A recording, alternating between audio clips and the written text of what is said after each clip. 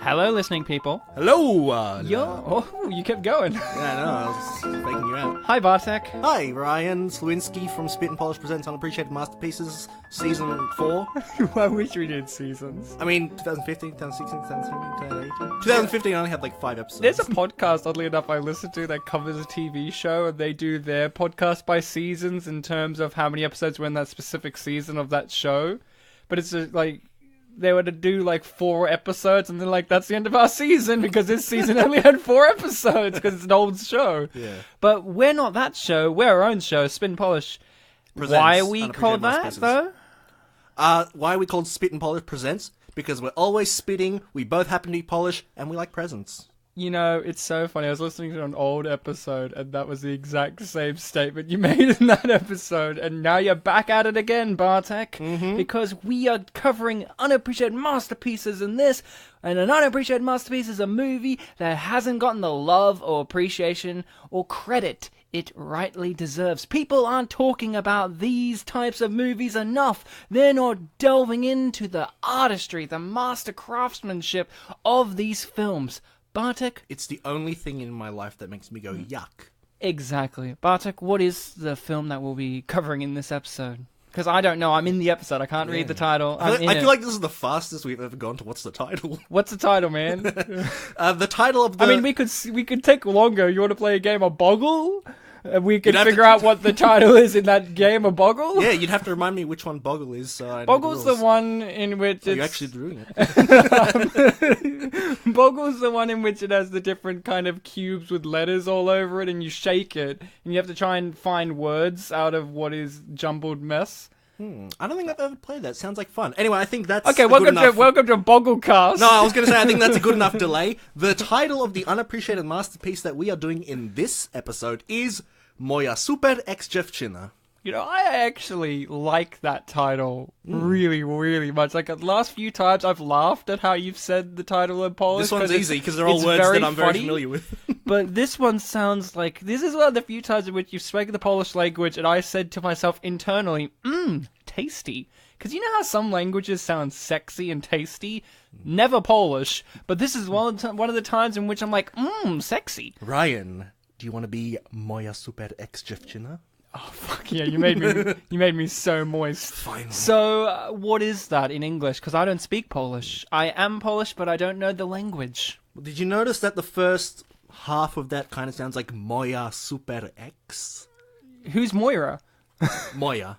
Oh, Moya. Yeah, Moja. Not Moira. Kind of sounds like a My Super X. You know what My I'm saying? Super X? Yeah, My Super Ex-dziewczyna.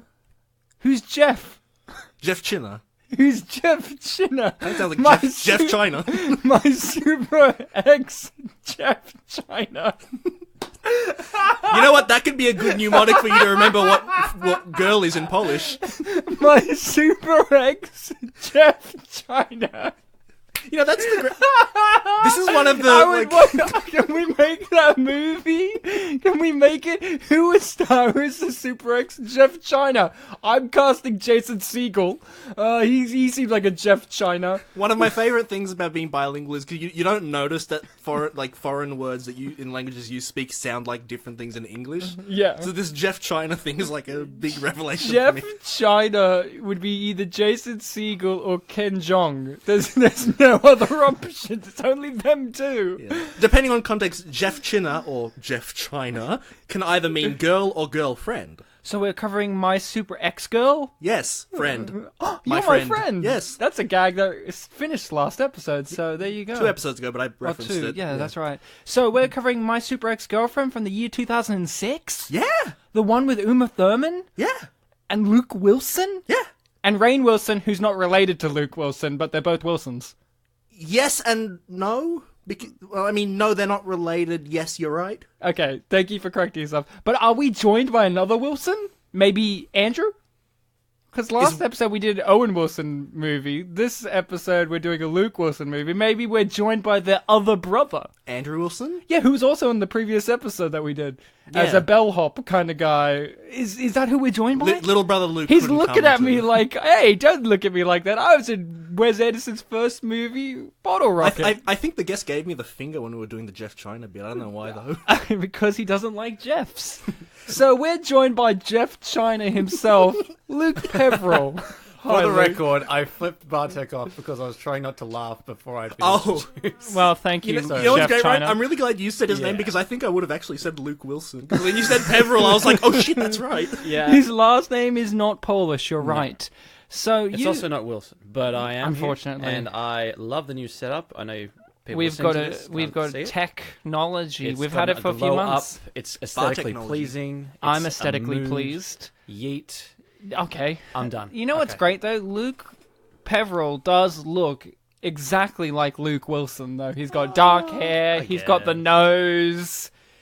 But we're not talking about Luke Peverell. We're talking about Luke Wilson in My Super yet. Ex-Girlfriend, which you have to have a copy of because we're going to be starting this movie when I do a countdown, and I'm going to go from the 3, and then I'm going to say play after, the number that is 1, and There's you're a going to 2 in there press somewhere, play. too. There's somewhere in there, and you're going to press play at the same time, and we're going to be hopefully synced up as we talk about this fantastic piece of art and cinema that is My Super Ex-Girlfriend. So get ready because we're going to start this in 3, 2, 1. Play. Oh, Hold on you to didn't your say butts. a 2. I did not because I'm a bad muffin. So we are. Oh, I've got my sound on accidentally. So we are currently. Get out of the way, sound. We are currently 10 seconds in, 11 seconds, 12 seconds, 13 seconds into the movie. We're on the 20th Century Fox logo, which is now owned by Disney. So maybe this movie can be in the MCU. Hail the mouse. Hail the mouse, Luke said bravely. Oh, I got I a always mousetrap thought for him. when I was a kid that the 20th Century Fox logo was like in some really cool city, and that living there would be really nice. Oh, okay. I always get weirded out by it because at the front, like in the bottom middle, there's like this little platform, and I Yeah. remember once as a kid, I remember there was a guy standing there like going, yeah! And I can't remember what film that was from, but every time I watch a film, I look there and see, is the yeah guy going to be there?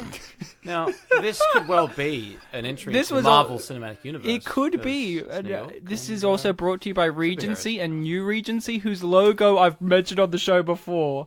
I'm pretty sure it's Regency. David Fincher was doing an audio commentary for the film Panic Room, and he's like, Regency logo is the worst logo ever. They need to really update it. Then later on he did one for Gone Girl, which is, many, many years later, over a decade later, he's doing audio commentary, and he's like, oh, look, it's brought to you by whoever it was. And he goes, they have such a nice logo, unlike those people over at Regency who really Oh. need to update their logos. Did you see the product placement? Bulgari.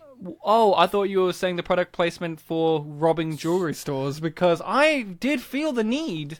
This film's full of a lot of product placement for architects. There's so many buildings. Now, I know a lot of people are going to say, Ryan, that may not be a good thing that you just said, but I'm going to say it. I think this film inspired the film Hancock with Will Smith. Ryan, Yeah, I I'd, agree. I think agree with that. I think Will Smith watched this movie and he said, "Whoa, if my life was turned upside down, this would be it." I think so. I think, like, straight off the bat, These are some very diverse. Sorry, Bartek. I just want to say these are some very diverse looking jewel thieves. You mean they're all white? Yeah. No, I mean they all kind of look a bit different. Oh, okay. You were about to say, Bartek? oh, he stole my diversity line. Oh, fuck. No, I I was mean, gonna there's a black cop there, so, a bit diverse. Yeah, but no, I would just want to say right out the gate that I really like that we have here a superhero movie that isn't tied to like a huge Franchise. multiverse or anything like that. It's refreshing. Well, this was before that was a popular thing.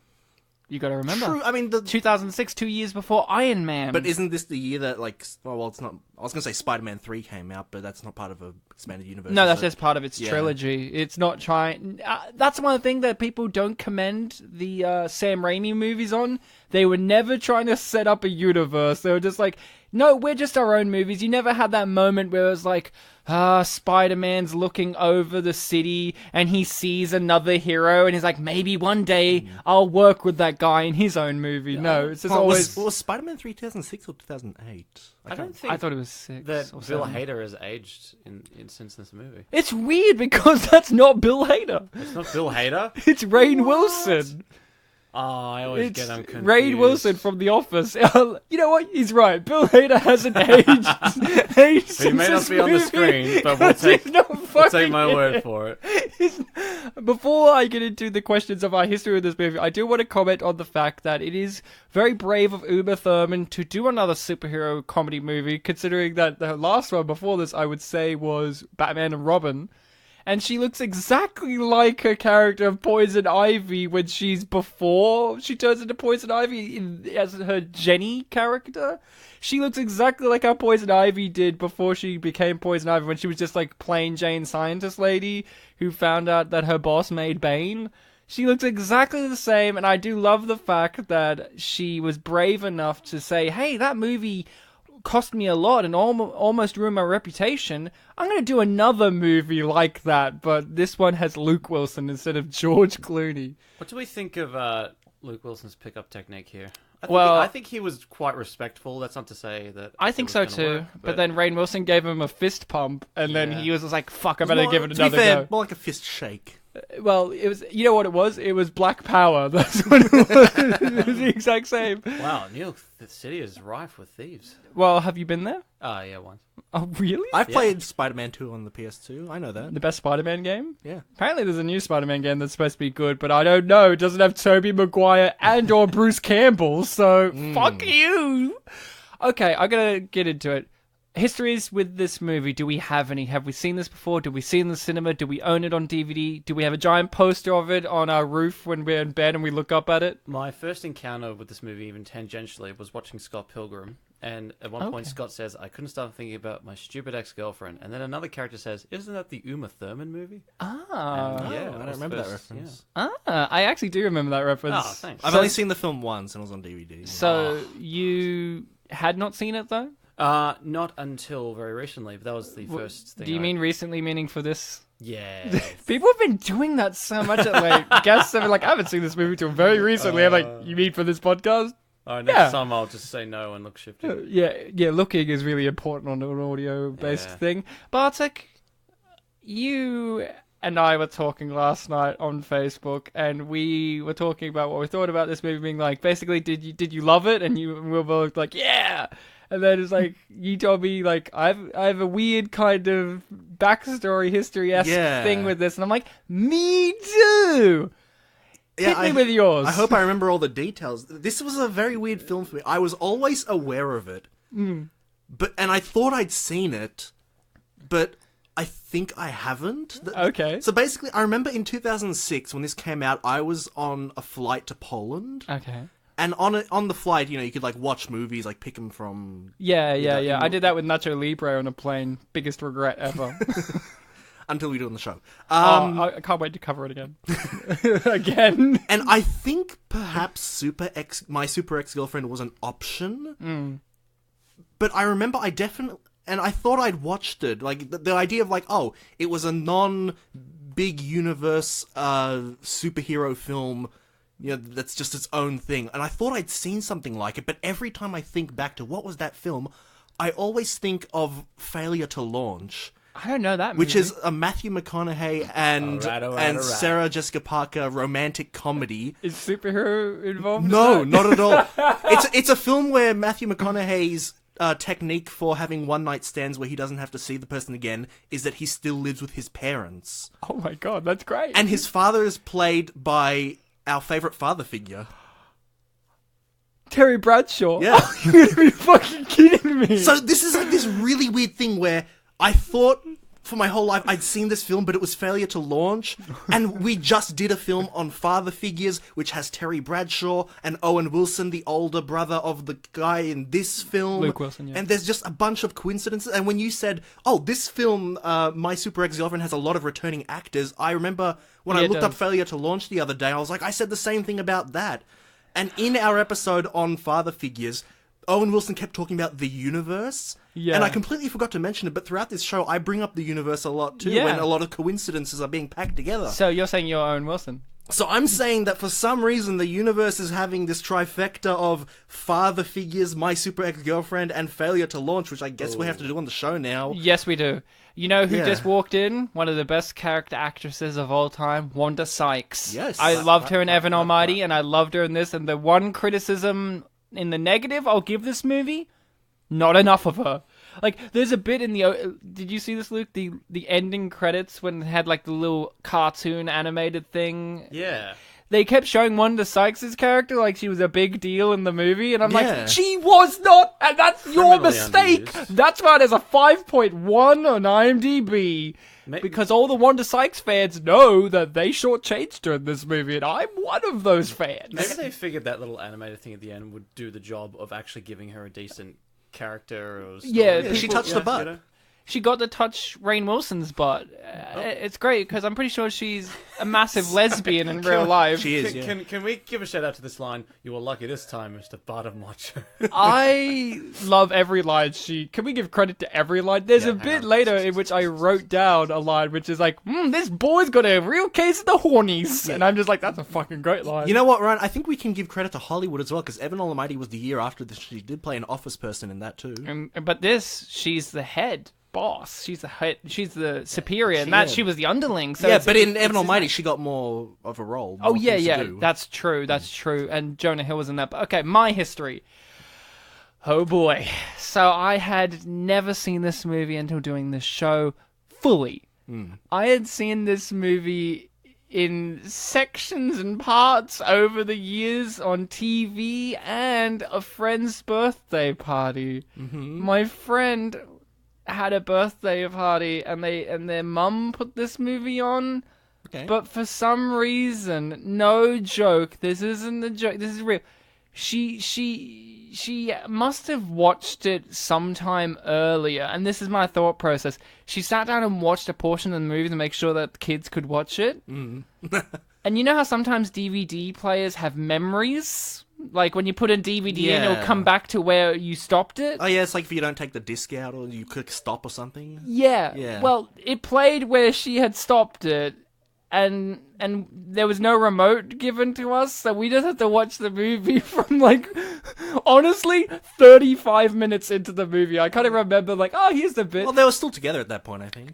They were getting together. Yeah, Oh, so I was like, okay. Then another weird thing, Luke, you'll like this.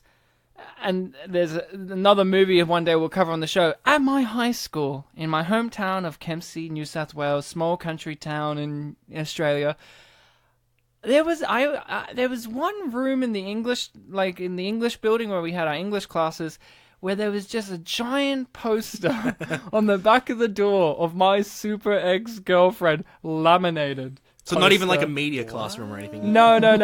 And then, well, media kind of fell into the arts because we didn't really have media classes Yeah, in fair New enough. South Wales. But then another poster on the wall was "She's Out of My League." That's a good movie.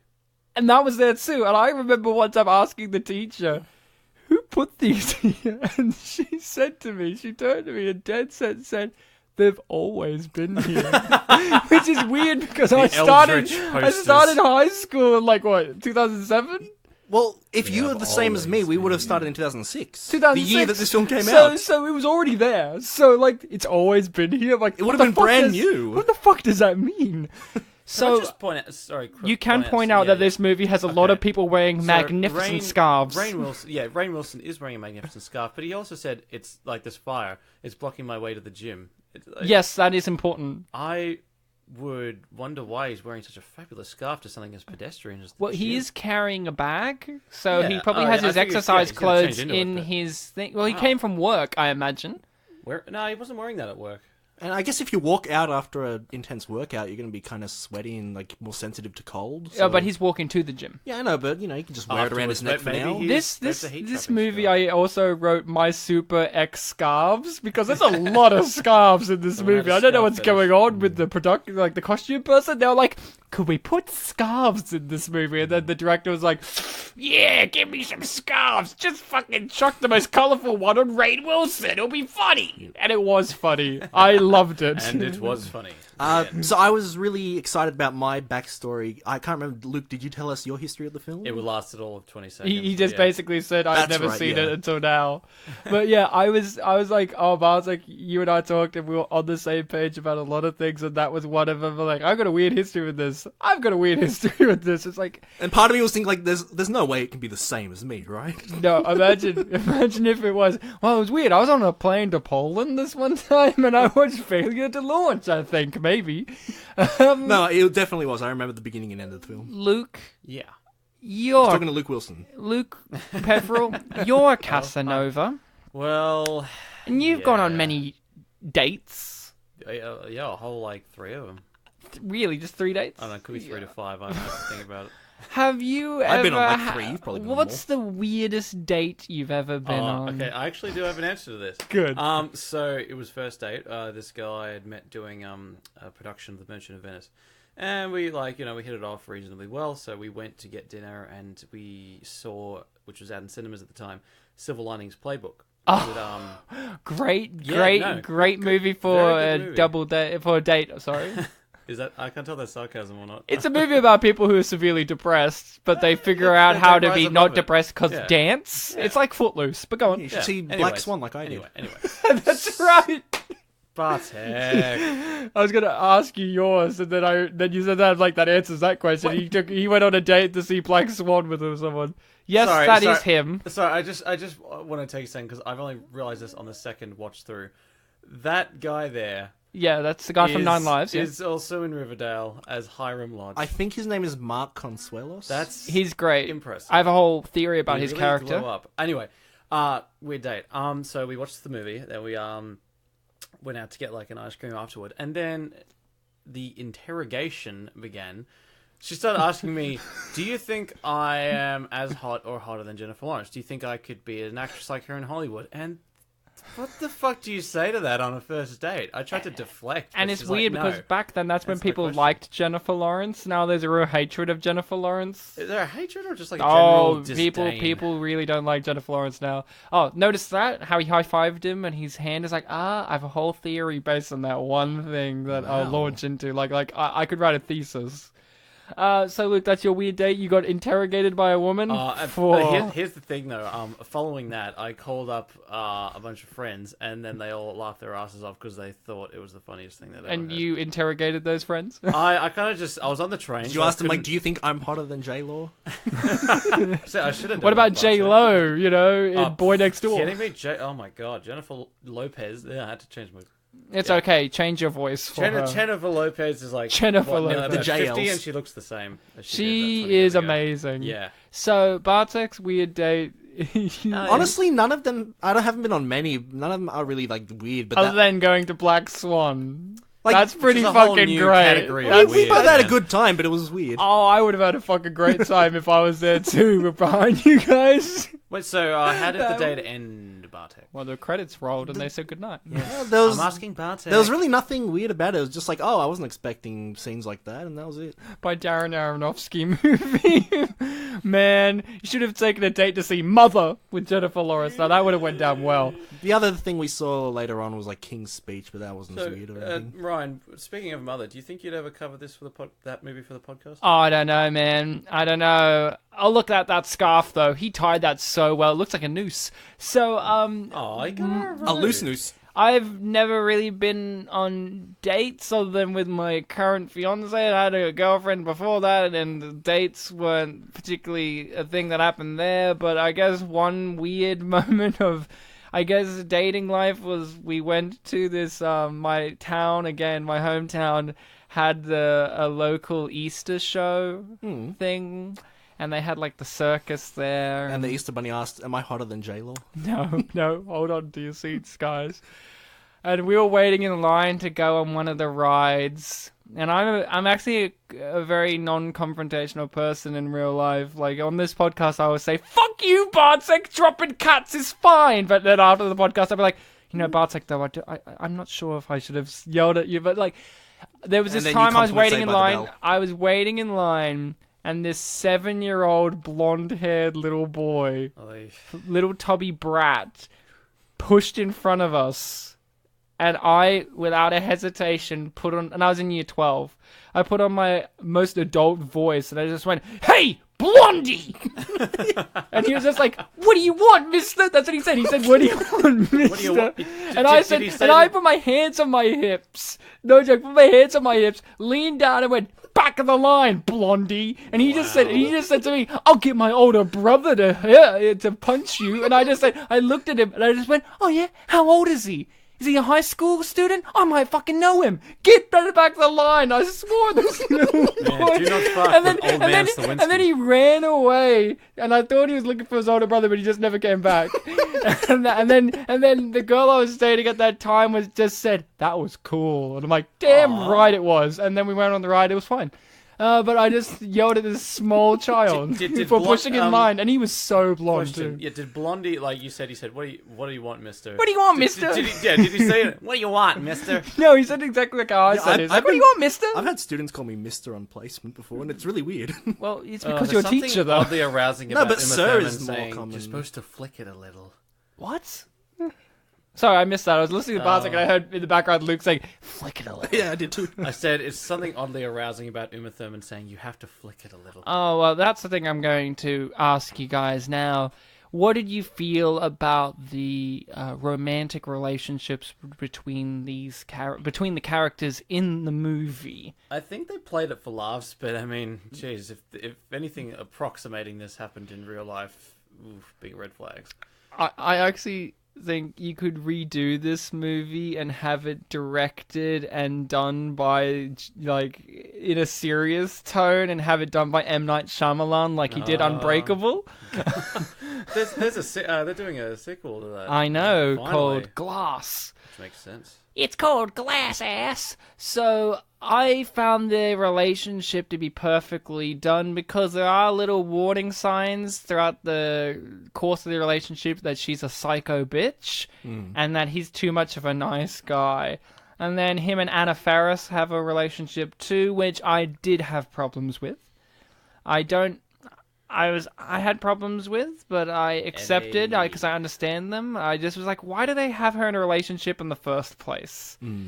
And then, of course, she has to be in a relationship, so he can't have her. So then Uma Thurman can be jealous of. it was, but I would have liked a bit more killing of her model boyfriend character actually be in the movie, because I have a whole theory about him that I will get into a little later. But Yeah, and they went to the effort of casting and introducing his character. So, yeah. exactly, and he's hot, and he's like, I got hair. But, I thought the central relationship between Uma Thurman and Luke Wilson, I actually understood why they were a couple. Like, it's obviously she's a psycho, crazy woman, but they do set up that he's a guy who gets dumped and doesn't do the dumping. Yeah. He's actually a sweet guy. And my history with this movie, also, I forgot to mention, was my girlfriend had seen this, my fiance had seen this movie, and she's like, what do you think the plot is? And here's what I thought the plot was. I was like, oh, he gets in a relationship with this superwoman character, and then he dumps her, and then he falls in love with someone else, and then she ruins their life over her dead body style. Like, with superpowers and whatever. And she's like, oh, okay. And I'm like, what do you mean by that? And she's like, you'll see. And I was like, what does that mean? Yeah, you went entirely wrong, were you? No, but it is, the movie takes more time on them building their relationship up than it does with the second part of that, of him having a relationship with Anna Faris and her ruining it. Like 55% of this movie is the build-up of them becoming a couple and then being a couple, and then the last 45% is the hijinks of her ruining his life. That did surprise me as well, that the titular ex-girlfriend didn't become an ex until way late in. Like, just over half. Just over. Like a my- smudge over. In the... Sorry, but Go ahead, go ahead. This part of the sex. Yeah? But they're both kind of just like busy themselves getting under the doona. Does anyone else find that to be super unrealistic? No, because it's cold, man, in New York. Did it? you not see them wearing scarves? Oh, I just thought the scarves were aesthetically pleasing. Like, you get under the bed to warm up, dude, and then you start banging. What I find a little unrealistic is that she keeps her top on the whole time. Oh, yeah. That's Hollywood. It's because she's on top. So you were saying? Yeah, what was I saying? I was saying... Oh, yeah, building on what you were saying, despite the fact that I was unsure if I'd seen this film before, I always had it in my head that, like, oh, by the start of the film, they've already had, like, a backstory relationship. Yeah. And I didn't necessarily think that she would be, like, ex-crazy stalker kind of girl. Oh, I assume that. I just assumed that, like, oh, they're gonna have some sort of clever thing around it. And not to say that it wasn't clever, but, it went different to how I was expecting. And I like it when my expectations are ruined, Yeah. even though... Ruined. Ruined, subverted, I should I have was about said. to Yeah. I found this very interesting, Luke. I'm a you're, masochist, I You're, like ruin. you're more of a fan of superhero movies than Bartek and myself. You're suppose you're so. usually one who I see a Facebook status of going to the most Going to see recent Black movies. Panther. I haven't I seen Black think- Panther. I think- You don't think Black Panther's the tightest shit ever? Get out my face. I think literally yesterday you made a post about Thanos or something. Yeah, But you did. yeah, that's been very much in the cultural mindset. Just the whole like snap. But that's what I'm finger, saying. Thanos. You're more. You got your finger on the pulse of the cultural thing, which is superheroes. So I'm gonna say this to you. Yeah.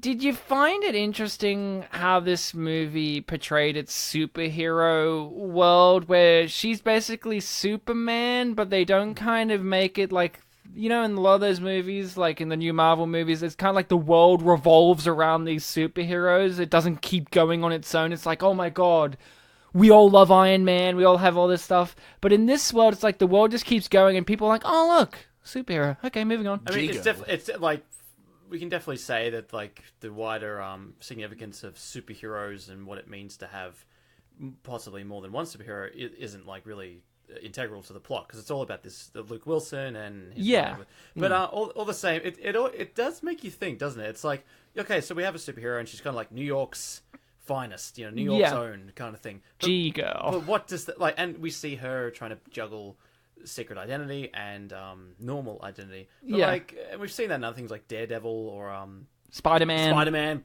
big one, a Superman. But they kind of just eschew that all for Their relationship. yeah, which is fine because that's what the movie's about. Yeah, But I had it a does hard make you time think. grasping that because I had not seen this movie fully, and I was grasping it short. So I want to get into my theory, but first I want to chuck you some things. So I thought this was going to be a bit more like the world, because we've seen a few superhero-esque type movies on this show, like Zoom, for instance, and it's like in those worlds, in comedy worlds, they Green kind of Hornet, kind Green of. Hornet. A little, they lean into like superheroes are like Yeah. the news being like these superheroes and yay and nay and That whatever, doesn't get touched on here. and the civilians. But what I was curious was, I was like, okay, my brain was trying to be like, oh, okay, how are we gonna do this? Like, I was like, oh, Luke Wilson says he's like a graphic designer at some corporation, and I'm like, oh my god, wouldn't it be great if he was just an office temp guy working at like LexCorp kind of thing? That's where I was Oh, going. that I was would like, be neat. oh my god, and his boss is going to be like, they're going to be a part of the part of the evil corporation and blah blah blah. And then my brain was trying to connect all these things that you usually see in these type of movies, in which they lean a bit more into parody and satire on superhero movies. But this is more of a on the romantic comedy genre, and it's just like, hey, what happens if his ex-girlfriend was a psycho Superman? Yeah, it's a device. It's like she's not just crazy and jealous and insecure. She has superpowers. That's all they've done. Yeah, and they, you have someone like, oh, they got Eddie Izzard as the villain. They're playing with this idea of Oh my maybe God. he's not a villain, Is but this the actually, guy from The Mask? which I one? think I read The that. guy who's getting you in the car now. I think I read that he's a wrestler or something. Is he Bonesaw? That's a nice suit. Did you? That was That joke did not age well. what is that guy's name? Macho Randy Savage or something? Yeah, Randy Savage. Randy Macho Savage. I don't know wrestling, but I Okay, know. No, now what here do we I? have Eddie Izzard.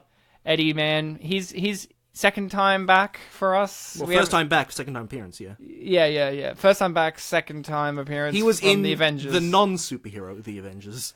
Isn't it like tying in what you just said? Here's an interesting thing. He, Luke here recognizes him on sight, pretty much. Yeah, It's as a "You're that- supervillain." you're that super, and supervillain means he's fairly notorious. Yes, you but- recognize him on sight. Yeah. Okay, so we have supervillain, we have a superhero. So what about the wider world? Is there just one superhero? I know it is, because the meteorite landed and she touched it and it gave her superpowers. I think this is a universe like Superman.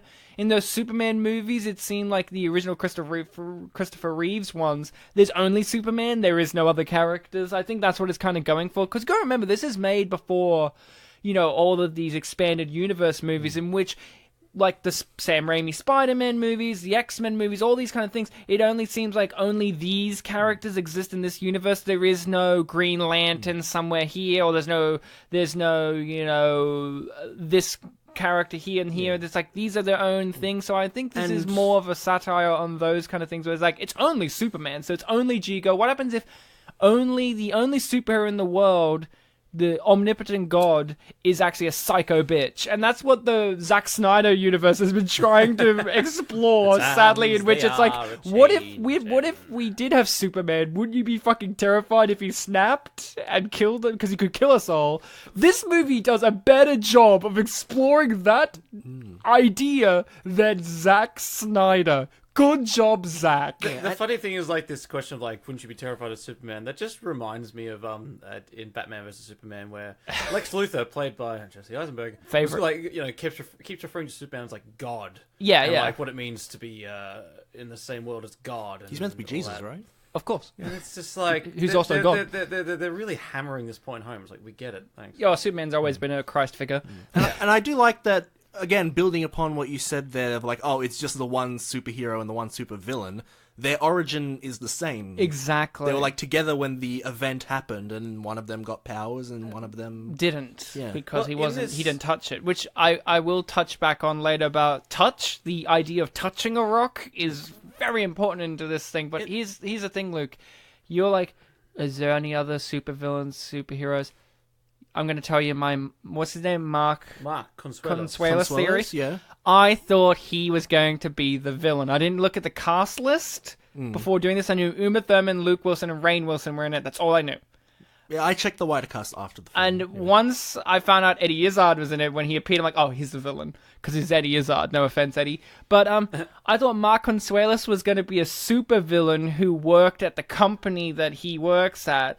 Because he was very cocky, and he was very, like, overprotective of Anna Faris. And then both the couples will have one evil person. Exactly, yeah. And I thought he high-fived Luke Wilson, and Luke Wilson reacted like it was super strength. Like, and Luke Wilson's not a small guy. Like, he is, because Uma Thurman usually towers over him in a lot of scenes. But, like, I mean, he's not, like, he's a pretty muscular guy. He's a pretty fit guy. Like, he looks like he could beat me up. But, like, his hand, and I just went, oh my god, they're going to get into this, and he's going to be a super villain character. Like, you thought it was foreshadowing that his hand was so strong. Yeah. But then they never bring him back. And I kept sitting there being like, when's it going to happen? Yeah, I didn't think of that, but that is a pretty good theory.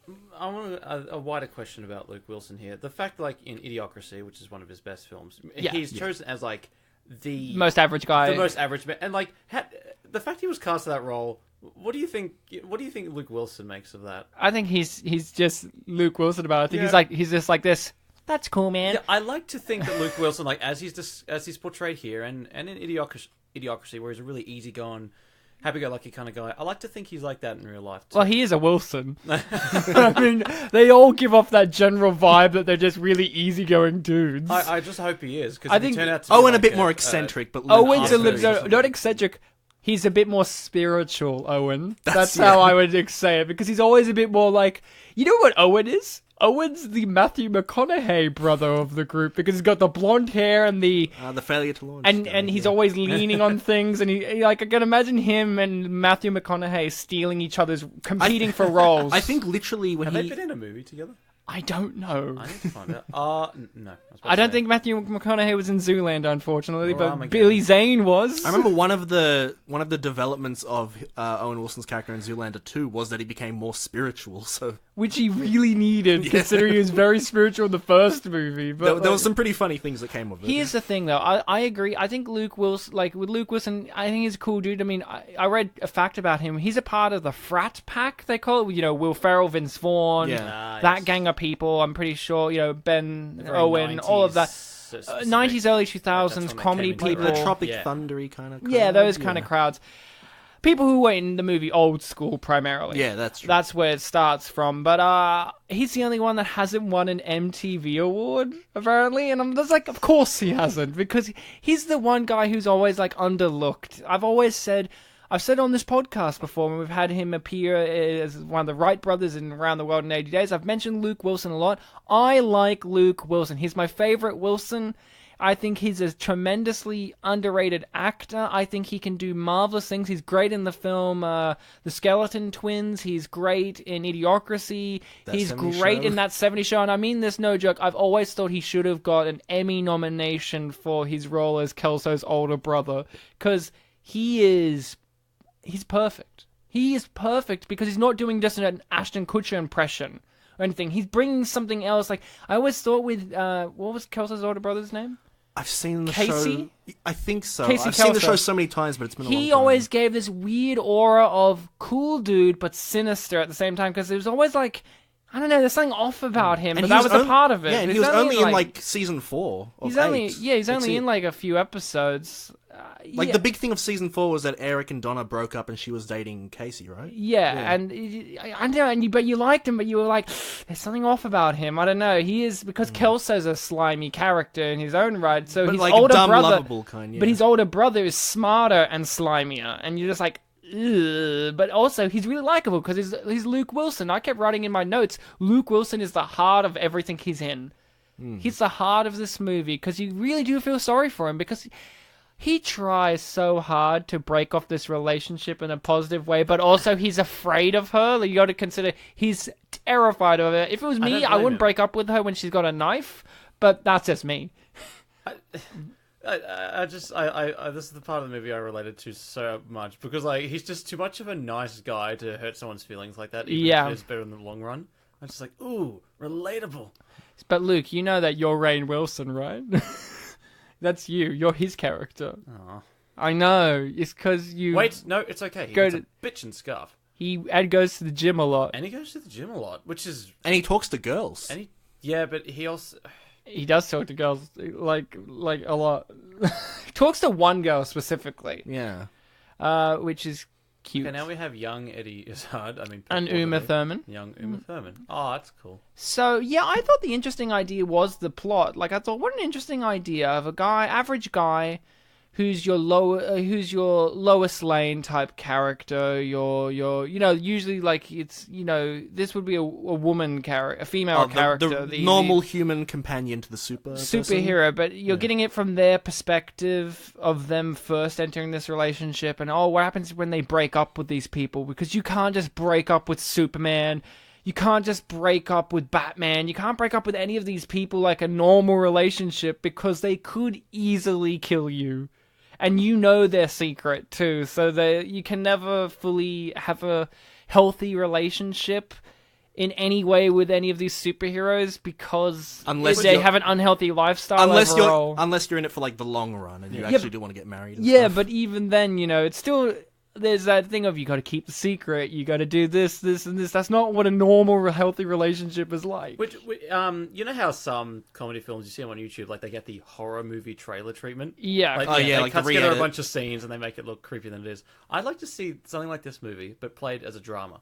Yeah, made by M. Night Shyamalan. Yeah, and a standalone thing, not a Marvel or DC thing, just something like this. I reckon you could do this movie... I know you just said a standalone, but you could do this movie in the same universe as Unbreakable. Oh, absolutely. Easily. You could do this movie. How many movies are in that universe? It's three at the moment, so yay. What's it called? Unbreakable, Split, and Glass. It was kind of weird because you had the lighting of the fire. What actually happened to her skin? Did she just become whiter or something? Whiter? No, I think... Cleaner? I don't know. It's just like the effect of the energy going into her cells, because they do say it's a type of radiation that's in each of her cells. So I think it's like this meteor radiation effect that's blonde, covering her body. Yes, and it turns Anna Faris redhead at the end. Spoiler. Anna Faris is cute. Man, we haven't seen her since, Observe and Report? Yeah, did she play in which she played a slimy, terrible, bitchy girl who has sex with Ray Liotta in a car. Oh, it could be worse. Well, was she not the one that had sex with Seth Rogen? And Seth Rogen, too. I don't remember her having sex with Ray Liotta. In the car. Yeah, and that's why he doesn't like Ray Liotta. Even more. Oh, man, it's been almost a year, like 10 months, Jesus. You know what would have been great? You know what? I honestly believe. You know who else I would have cast in the Eddie Izzard role? No joke. I don't know why, but I can imagine James Franco. Wait, he's just playing his Harry Osborn character. As present day. As present day. Yes. And then when they do the flashback, it's him, but he's got braces on. I'm ruined. I have nothing except G-Girl. I love how the movie doesn't address what the G stands for. They even ask, and then at the end, the closest you get, he says, "Go, girl." Yeah, and that's it. Like, that's the closest you get. Yeah. I also like. I think it was just for alliteration, but they didn't think of a word. Yeah, but like she never answers it. But I do love the fact also she doesn't have the normal superhero costumes. She has like 15 different costumes, and they're all pretty just lackluster because I think they're more practical. Yeah, They're just I like, this is what you would wear under the dress. I think, yeah, it was like a nice little touch. Like, if in the bigger superhero... Did I say Sorry, something no, funny? Luke just gave me... He bit his bottom lip with his teeth and gave me a little raised eyebrow when I said it's practical. He just went, I was referring to Oh, what's I happening see. on the screen. oh, you're getting horny. Which is, like, You got a the bad third case of the or hornies. Fourth time, there's just been like some really overtly sexual... Well, it's a sensual sex thing going. comedy Yeah, as well. I It's like, got Luke you know, Wilson in it. What do it's you got Luke expect? Wilson in In it. freaking Idiocracy, he has a fight on a car with a giant purple dildo on it. I mean, it's what do called you And then he Dildozer, becomes president. apparently.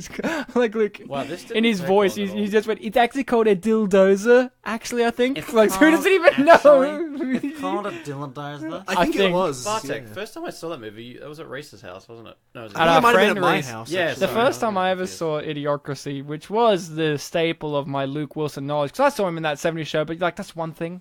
Where it's like Yeah. a show with like over 100 episodes, I think. It's got 201, I think, yeah. Yeah, right. That's a lot. Like I've said to Bartek, hey, you remember that character that they replaced Eric with? Like when Eric left, they replaced him with this character, and you're like, no, and he fell off the water tower and died. He was like Red's like nephew or something. Yeah. And I like that character more than the guy they replaced him with, the Yeah, other Randy. one, Randy, who sucked. I think the thing with that was, like you said, it was beginning of season 8. I think it was actually end of season 7. That's what I was getting But he was confused in about. like 10 or more episodes, and you're just like, He was in a good "Goodbye." handful, like, right at, like, the 7-8 mark. But, you know, Luke Wilson does sex comedies, and Idiocracy was my introduction to him proper outside of that Same. 70s show. I didn't make the connection that they were the same guy until way later, but Yeah, Idiocracy was speaking the of first sex one. wow, if this is going the direction that we all thought it was. You were trying to say something before, weren't you? Yeah, I was just gonna build on, like, the fashion statement you said before. Like, Yeah. in the big superhero universes, they have, like, their uniforms and all that. Yeah. Whereas this one's set more in the real world, and, you know, the girl's just, you know, she's got...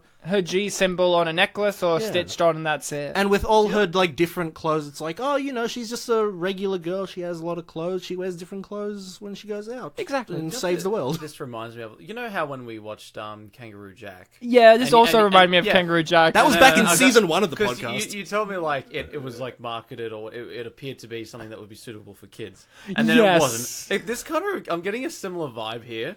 I don't know. I didn't- I never not thought as this was much. marketed towards children. I was just or that it family. would be like safe enough. I don't for them know. to I see, just but- I don't know if I'll this ad- ever felt to me like that. Well, I didn't see the marketing, but when I walked in, I didn't assume I'd see, like, sex or anything like that. And A sex? There's a few sex. well, I didn't mean as in singular. That was me hesitating. But, A sex? a two. You didn't. Also, I love. The I fact also that didn't his- think that the kangaroo in this one would talk the whole way through. It's weird. I also love the fact that his henchman survives the thing that goes into his heart. Well, I think the thing Yeah. with the wrestler guy is that, like, there are 3 times where That he gets is a injured. wrestler guy, yeah. Yeah, I think he's played by a wrestler. Okay. Um, Hey, Dave Batista. No. Yeah, right. As soon as he showed up, I'm like, Drax. So you were surprised he got injured a lot because he's a big guy? No, I was just saying that was a running joke in the film. But, like, the first one, he just accidentally bumps a couch and that's it. Yeah, I think I missed it. There's a bit later where he has his arm in a sling. Yeah. When did that happen? Because I that's don't a know. heart injury he just got. But then, like, later he's got his... chest at least, yeah. It's like in the heart, right? Like, it goes I mean, if right it hit there. the heart, I feel like he'd be dead. Yeah, but he's got so much muscle. Maybe he's the super. But person nobody of the dies boys. in this movie. Well, Great White Shark probably did. Isn't it weird that this movie has more shark action than The Meg with Jason Oh, Statham? what a disappointment. I I was really looking forward to that. was looking forward to Jason Statham versus Shark. Biggie not Smalls as survives. Trailer was terrifying. not as good as Luke Wilson versus Shark after he's had sex. For anyone listening to this, I'm not saying that Biggie Smalls is in the film. That's the name of The Luke Wilson's fish. goldfish. Yeah, it's cute. That is good that it survives. I was worried.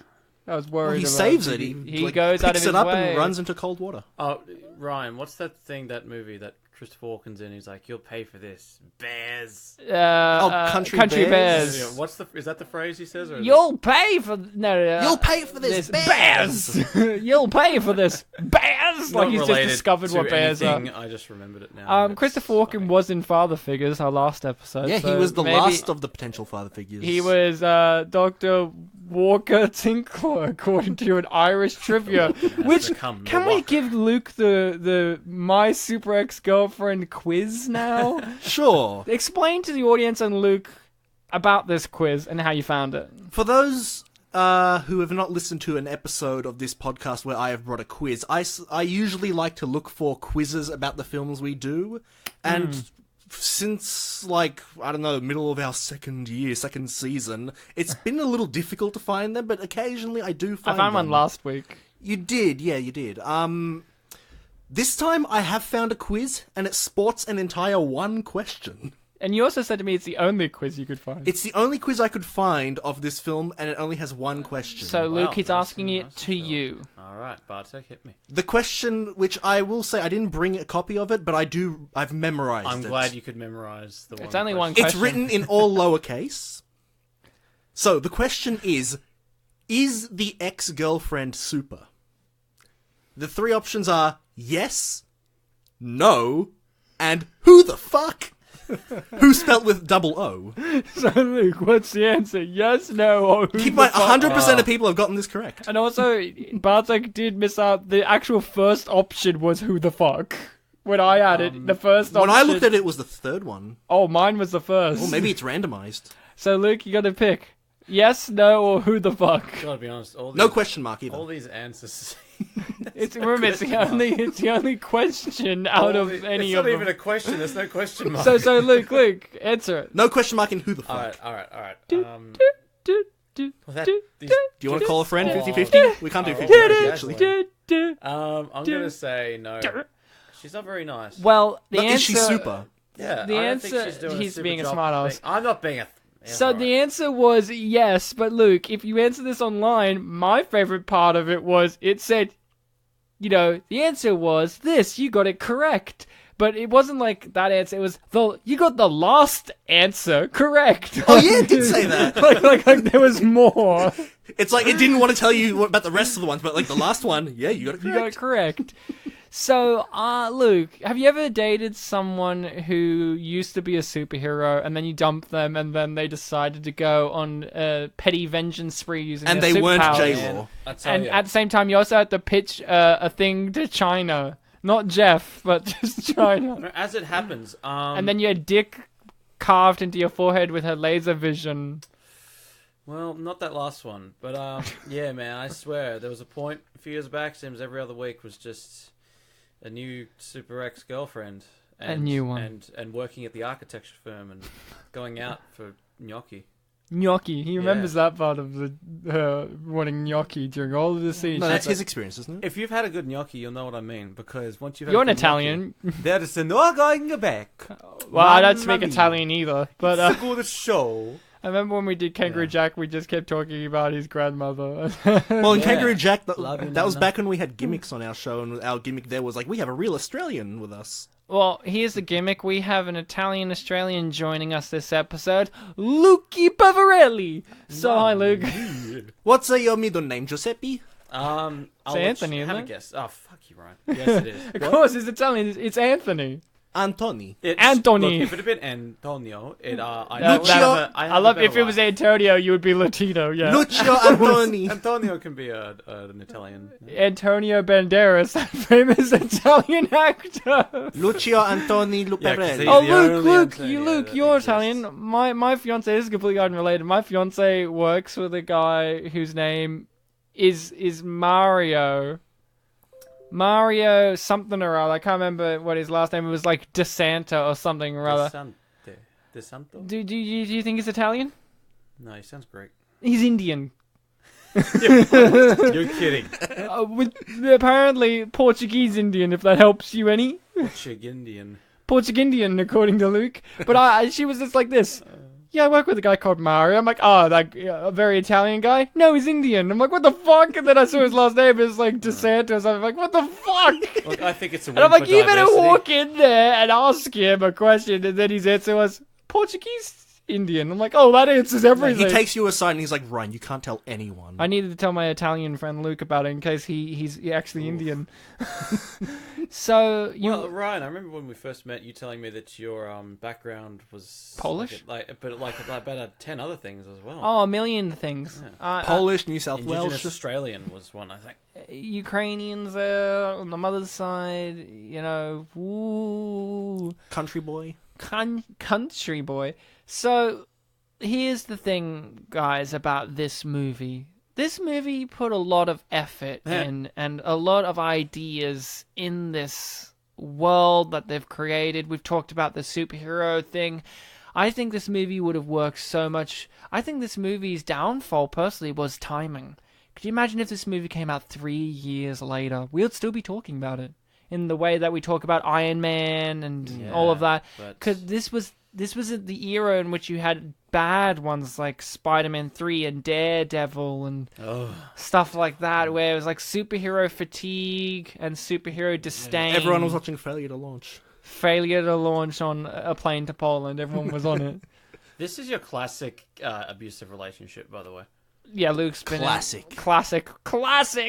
It's just like, It's what we call a retro abusive relationship. She's acting up really badly. She's belittling him, like not trusting him, and then when he calls her out on it, she bursts into tears. I only do this because I love you. Question. Is that the same girl from the bar, or is that a different girl? That's a good point. Because I asked, I wasn't sure if it was supposed. I love that joke where he just hit her with the ball. But I was like, is it the same girl? Because they're both brown-haired girls, and I was like, in the end, he does get with that girl, and I'm like, is he just pursuing her everywhere she goes? That's creepy. Well, we've already established that he always goes to the gym, but I guess at that point we didn't know his reasoning for it. I do love my fiance question Rainn Wilson about at the end he comes with sporting tickets. Okay, so is it the? I don't know. I don't think it is. White women with brown hair look the same to me. Soz. Hashtag Oscars so white. Like, Why And so white? Oscars so women with brown hair. Oscar women brown hair. Isaac. That's Oscar Isaac's middle name. So, like Ryan, what you were saying earlier about like the whiplash that happens here, like he's just like goes straight to I'm in love with somebody else. Yeah. No hints of this. Well, no, you're wrong. He does hint that he's in love with Anna Faris from the very beginning. I mean, he ogles her bottom as she's climbing up a ladder. That you know how that indicates that you love someone. I've ogled many lovers' bottoms. Ryan, He's a regular bottom. unrelated, Ryan, can we, next episode onwards, do the podcast without chairs? And can I stand a bit further back? I thought you were going to ask, hey Ryan, could you, next episode of the podcast, just be standing on a ladder while doing And it like- so I can look at your bottom? And, like, face away from me? Oh, of course, Yeah. of course. Not just turning the neck, But what I was going to say was my fiance made a crack at this movie by being like, why Rainn Wilson doesn't seem like the type of guy who would be into sports when he has the tickets at the end, the way he is. I'm like, how dare you? Throughout the whole movie, they make a big deal about how he's into physical activity like the gym and squash and running and all of sex. that and sex. So if anything, yes. But I find it interesting, comedy. A part of the joke is how you frame something. So you have this type of character, his wingman guy who's the joke here is it's Rainn Wilson. He's a loser. He's a nerdy, schlubby guy, and he thinks he's, this sexy Casanova guy. Like, say, an obvious example, in The Big Bang Theory, there's Wolowitz. He thinks he's that, but the joke is he's not that. He's a failure. He's a fuck-up. He's a loser. In this movie, they do that, but then they reveal, no, he's actually all of those things. And I just go, okay, is that a joke, or is this just like a reverse? Is this a twist on the expectations of the joke? Because at the end, it's revealed he's all of the things he says he is. Is that the joke, or is that a twist on expectations? Because I was like, would this still be the same if you cast his best friend as Owen Wilson, where you would believe that type of character, or as someone who's a player like Matthew McConaughey or someone? But it's like in this, it's like it's Rainn Wilson, so you don't take him seriously. But then at the end of the movie, it's like no, actually you should have. He's actually genuine about all of the things he's saying. Maybe that was the intention. It's like, they won't believe it, the audience, but then we have a big payoff at the end. I felt paid off. What about you, Bartek? Did you you get the see pay? that twist coming that actually he Yeah. was right all along? To be fair, I hadn't really thought too much about it. Just when it happened at the end, I Really? was like, oh, okay. He had sex with the girl and she really liked it. But he's actually amazing at it.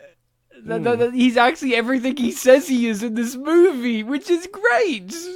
I actually was like, I wasn't too sure what to think of it, but I really- I'm like, this is great. I genuinely didn't think much about it, but it is really good that it was set up and there was a payoff to it. I mean, it was like the mid-credit scene, so it was something that you had to stick around and stick see. around Yeah. for. Uh-oh, she's yelling at him. Luke, have you had women blow you like this? Okay, no, it's neither. Just Are you saying you've never been blown away by a pretty woman? Bartek, that's a really nice way of putting it. If only that was what Ryan had meant. What do you Oh think? my god. No, look, he said blow, not This suck. part. I knew a girl in high school. No joke. There was a Poor girl in my Biggie. high school who thought a blowjob was literally to blow on the penis, and then she did that, and the guy was like, "What are you sweetheart. doing? Dear.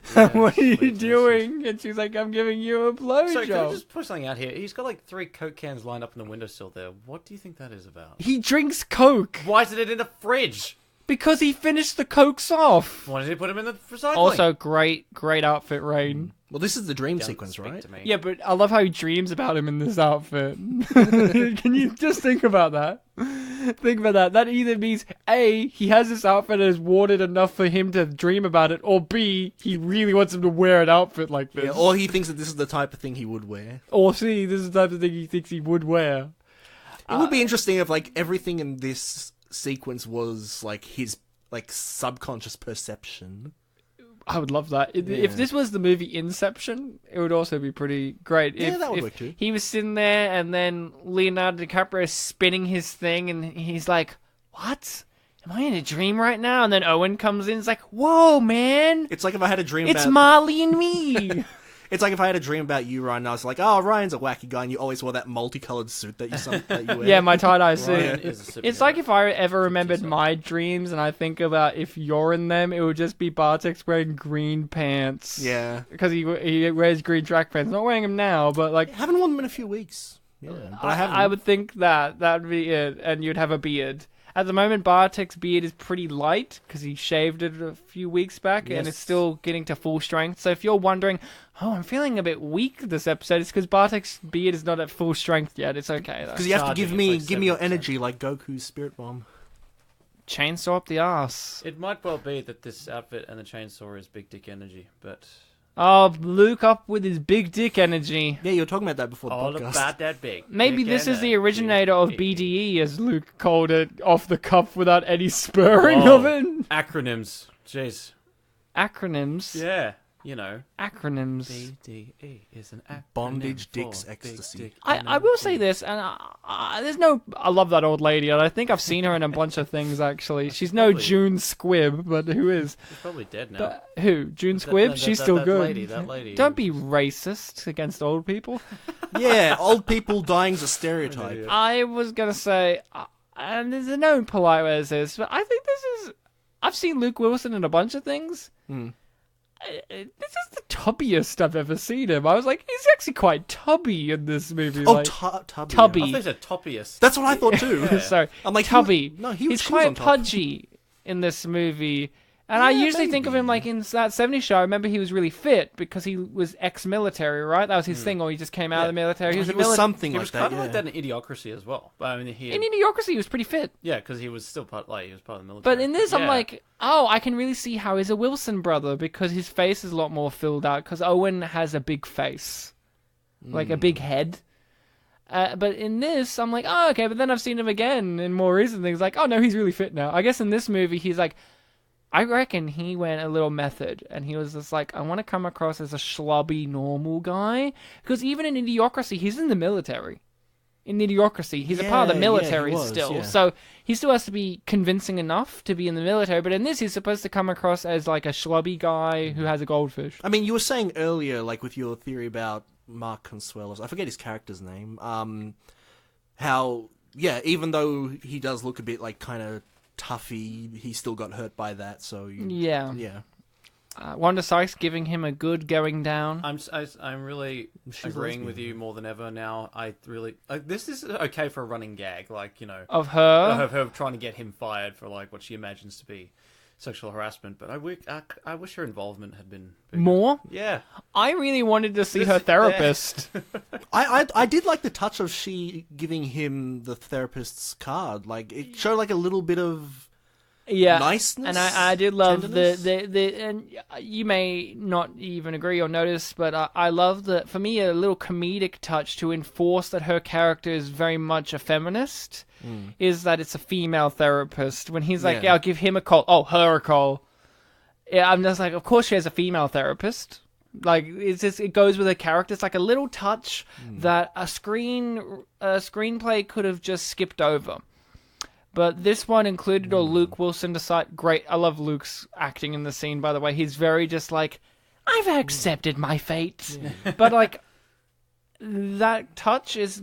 I love the little touches in movies like this where you don't need it, but it adds to the things, the jokes, the atmosphere, the world, the characters. That's an interesting observation, because when I looked at that, I just thought of like the immediate thing of like, oh, he's covering his ass so he doesn't get told off again. But yeah, it does say something about her as well. I also thought he was going to meet the therapist, and it was going to be Uma Thurman doing a psycho trick on him, because I was expecting her to ruin his life in really obsessively crazy ways. Also, Luke, you know she's evil now because she's got curly hair and wearing a hoodie.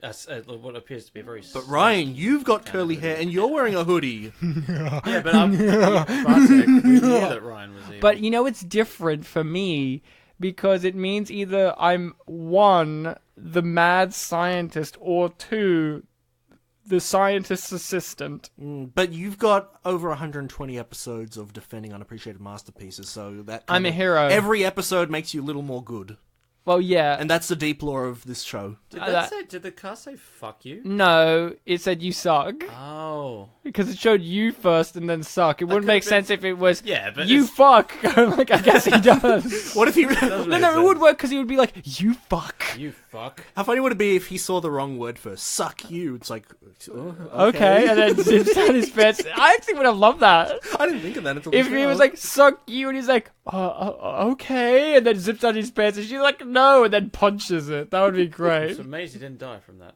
No, it's okay. She used precision.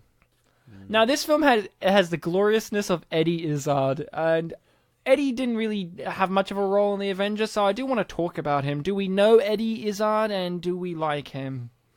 Yeah, I've known of him. I hadn't really been too familiar with him. I actually first discovered him, and I think our friend Nathan Malloy has the exact same discovery of. There were these videos on YouTube that took the audio from some of his stand-up shows. Yeah. But the audio was placed over Lego Yep. reenactments of those stand-up things. That's how I've seen those. Yeah. Okay. That's how I first discovered him. Like, oh, this is by some guy named Eddie Izzard, and this isn't actually just like the guy that made the video making funnies over this Lego stuff. No, it's actually he's- taken from a real person. I knew him from the Avengers. That's where I first saw him. And then I googled him and saw him wearing like cross-dressing, and I'm like, oh, okay, so he like cross-dresses. Yeah, that's his thing. Yeah. What about you, Luke? Eddie Izzard. I like his stand-up most of all. Stand up, really? I always liked his acting the best. That or when he actually appears on panels. Is he still like acting nowadays? Yeah, I swear he was in something recently. He was in the TV show Hannibal a lot. As one of the series antagonists. Sometimes I was like, oh yeah, Hannibal TV series. He man, played a that thing was guy popular. who got framed for being Hannibal Lecter crimes because he did a crime that was very similar to Hannibal's crimes, and they were like, "You're Hannibal," and he's just like, "Okay." I like the trivia for this scene Oh, you mean Luke Wilson had a body double? for when he was naked. Yeah. Yeah. Oh really? For all the people watching, it's like that's not Luke Wilson's My ass. personal favorite thing is the fact that the actors acted in slow motion instead of it actually being done in slow motion when they were reacting. Like, I love that in movies. It's like my favorite gag ever is in the TV show Police Squad.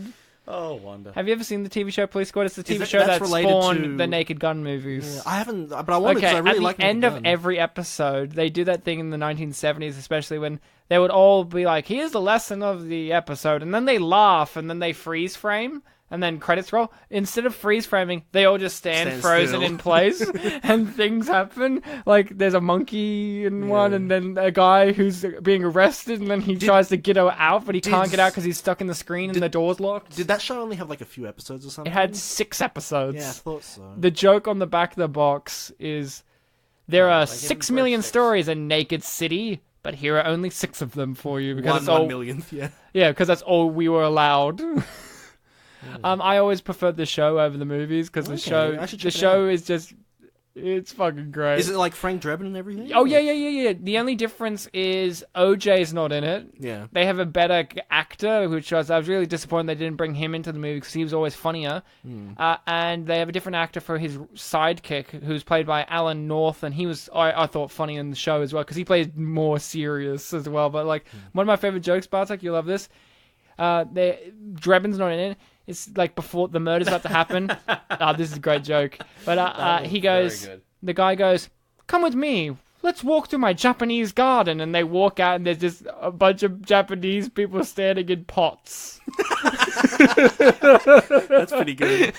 with dirt up to their ankles. It's one of my favorite things. Or, "Hey, can you tap that phone?" And he goes, "Okay." Throughout the whole scene, you see he's getting his equipment and tapping the phone, but then by the end of it, he turns the phone into a tap. And they're like, "You genius!" And then it actually works as a tap, and they're That's like, some "Thanks." Get Smart kind of humor. That, or they have the obvious joke of there's a guy who's really tall. He's so tall that his face is cut off from the frame, and they're like, "Oh, you got something on your mouth," and he's like, "Oh, did I get it?" It's like, no, on the other side, and then you see a whole banana just drop because he's so huge. Naked Gun always had good visual jokes. I'm glad the original material also did. So Eddie Izzard, I love Eddie Izzard. I think he's a great actor. He's always got that. He always plays Eddie Izzard, which is great because no one else can play Eddie Izzard other than him. He has that. You know, I honestly think he could have played Jack Sparrow at one point because he's got that. He sounds drunk. He's got that British accent where would've been less, he sounds a little drunk Would've like been this. less dashing, but yeah. No. I reckon you could make him very dashing. But that's the thing. Jack Sparrow is not dashing. What, are you crazy? Jack Sparrow's not dashing. He's not dashing. That's Orlando Bloom's Whatever, character. He's swashbuckling. He's swashbuckling, not dashing. I wouldn't say because his character's a slimy piece of shit. The only dashing part he gets is his introduction of his ship sinking as he lands, as he gets into port. But that's it. The rest of the time, he's a slimy piece of shit who looks like a rat who you'd want to kick because he's a piece of shit. ProfessorBedlam.com. That is the Oh, shittiest email. do you want to tell him about the trivia? It's not an email address, it's a website. For one. Do you want to tell him more about it? Website. There was a trivia point about it. Didn't it, like, exist? It did exist Yeah. when this movie came out, Oh, but it's viral unfortunately, the ownership of it has lapsed now, and it's owned by someone else. That's no excuse. The Space Jam website is still up. Yeah, that's like the... But that's And because it's Michael old Jordan has as nothing else to do, fuck. so he better run the website. It's like I don't know if you guys grew up with this, but there was this TV show called the Krat Brothers. The Krat Brothers. In which there were like 2 brothers who talked about nature stuff, like animals and stuff, and they dressed up in those kind of khaki outfits. Their website's still up, and it looks exactly like you think it does from the 90s and 2000s, like bright, colourful, jumbly mess. I do like those old school, like, websites that So sometimes do still I. exist. I think... I love ones that still make websites like that today. I even think though there's this, you like... shouldn't. I think there's this, like, a website that still exists, like an old news website that hasn't updated but still has like old stories on it. I should look that up. My favorite site was the Abe Vigoda is still alive site, and then when he died, they're like, he's dead, and then it was just a picture of Abe Vigoda, and it says, is still alive, and then when he died, it's like, is dead, and they just put, like, paint, cross, like, they used paint and just put crosses over his eyes. I think I heard on a podcast earlier this year that... How old was Abe Vigoda? Oh, he's in his 90s. That I think there's like some... Good life. Brendan Fraser photography website that hasn't been updated in forever or something like that. I wonder why that is. There's one too where it's like the same photo of Nicolas Cage every day. Yeah, It's just that's a every Facebook day. thing, too. So look, this movie has many people. Anna Faris is a returning star for us. She's also known as a good comedy lady. She was married to Chris Pratt. The House She Bunny was is an excellent. the House Bunny. We should cover it on the show one day. She was in the Scary Movies as the leading actress in them. She's always very funny, but for us on our show, we've had her in Observe and Report. Observe and Report. I think that's it. Part of me is like, I checked the cast swear she was in yesterday. something else, but my memory's like that. I thought Rainn Wilson appeared on our show, but he hasn't. I think I checked the cast yesterday, and I think she was only in Observe and Report. So for us, she's played a very different character to what she is in this. In this, she's the mild-mannered friend, girlfriend, blah, blah, blah, sweetheart. In that movie, she's disgusting and detestable, and I love the fact that Bitchy, Anna yeah. Faris can show her dynamic range as an actress. She can be the love interest, she can be the comedic star, she could be the antagonistic But figure. right, she in can both- be all of these things. In both films, she got to be in a scene with a naked man. That is true. That's a stipulation. It wasn't in a her stri- contract, it wasn't a s- I reckon. And I Would you completely say and that? totally Would you am say not that with you. Luke Wilson was streaking in this though? Streaking? Yeah, like exposing Oh. himself. I thought you were going to talk about the fact that Well, in his the other butt movie was on she the has screen. 2 sex scenes with naked men. No, so- no. The big like subplot of that film is that there's like a flasher running through the mall. Yes, who for a little bit I thought was Stephen Root, but then it wasn't. yeah, that's right. So Luke Free Jones, Peverelli. It's Lucio Antoni Peverelli. Did he that's get it not right? bad. Did he get it right? Ah, sorry, I'm just Lucky annoyed once Luciano? again at this sort of thing. It's like they just had sex. Why are their clothes still on? No, because they had sex that night. This is the morning after. Excuse Not me. everyone I remember- wants to sleep completely naked, dude. Maybe she wants to not have a shark thrown at her pussy. There was this artist on. Sorry, you're gonna ask me something. Yeah, I was gonna. Jesus. You go quickly first. There's an artist. There was an artist on the internet who made a joke comic about the full plot of Metal Gear Solid 3. Yeah. And it's very, very popular on the internet. And there's a scene right near the end of the game where Snake in that game had slept with the femme fatale of the game. Yeah. But before and after, in like the cutaway when the sex happened, their clothes were all on. So the joke in the comic was, "Wow, that was some really good pants-on cuddling." Do you think a shark would have been able to do all that without being in water? Yeah. Like, moving around. Oh yeah. trying to 100%. And Oh it yeah. would still be bloodthirsty for whoever it saw. Oh no, 100%. Not Oh, thirsty for water. No, I didn't even think of that. no, not at all. Isn't it that sharks die if they stop moving? There was some animal like that. Because sharks always are moving. They're in their sleep. They're Yeah, they swimming can't in not circles, and they can't stop or also can't breathe Maybe because the water maybe it goes was in through sharks. movement. I can't remember which animal What it I'm was, but saying yeah. is, this movie is better than Jaws. That's what I'm trying to get around Sorry, to. just a quick moment to say Utah sucks. Utah does suck. Have you been there? No, but one There day. you go. Isn't Utah the state that like allows polygamy or something? And it sucks. and Yeah. it blows. You know, Arizona, you can't have sex in a parked car because apparently it's a traffic offense. Yeah, it's called dogging in England. Really? Yeah, I call that What do you bestiality. Wait, what do you call it? bestiality. He was making a joke about having sex with Isn't animals. dogging an Australian term for like Meeting up in public places Dogging for the sex. boys? You mean is that what you're referring to, Bart? being a dick to people yeah, or like- something? like- Yeah, you dogged him. I remember. You dogged him. You don't. can't You're, say my you're not in, dogging it's someone. quote, Oh, you are dogging the dogging. boys. I remember You in dog someone. I yeah. remember in like year 10 religion class we watched a film called I think it was- dogging the boys. no. I think it was the temptation of the, dogging Jesus. made by the same people who made the film you've showed me, the ninja one. What's it called? 3 ninjas, surf ninjas. No, the one you made at your old high school. What was it called? Turf Wars? Turf Turf Wars. My Wars. high school friends making a film called Turf The Wars. people who brought you Turf Wars. It's Doug and the boys. Or the last dogging of Jesus no. I think the film we watched. by the Jews. I think the film we watched was The Crucible. Oh yeah, Ah. the film John adaptation of the Proctor. play. Yeah, and I think whatever film it was, at the very beginning, there's a scene where someone is tied to a cross and thrown down a river. Yeah. And I remember one person in our class, when that happened, yelled out, I know. "Oh, that's such a dog move!" I remember when I saw the last Harry Potter movie in the cinema. When spoiler alert for Deathly Hallows Part 2, characters die. There's that scene in which Harry dies and he's in the white area and there's the Yeah, like the Voldemort train station or fetus whatever. and Dumbledore's there.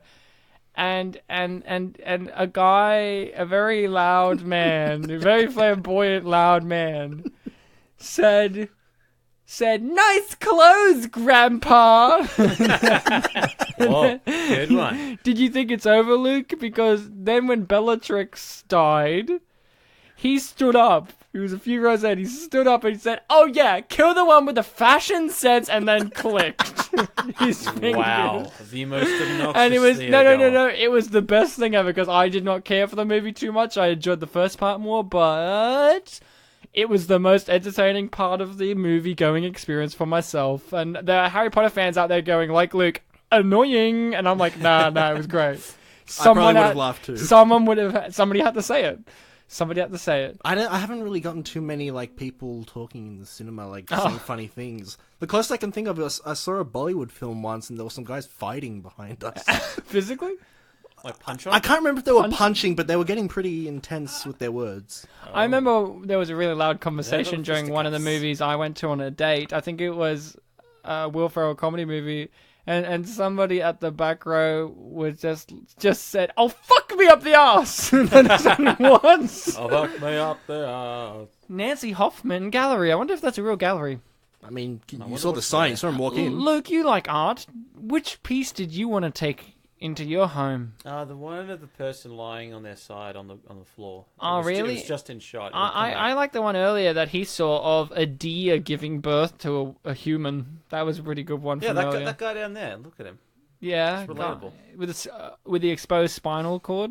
And a big ass. I like the one that was. And the big ass. We get it, Luke. You're a bot guy. You like bots on guys. We I get like it. big. Yeah, you know how it goes. Anaconda, yeah.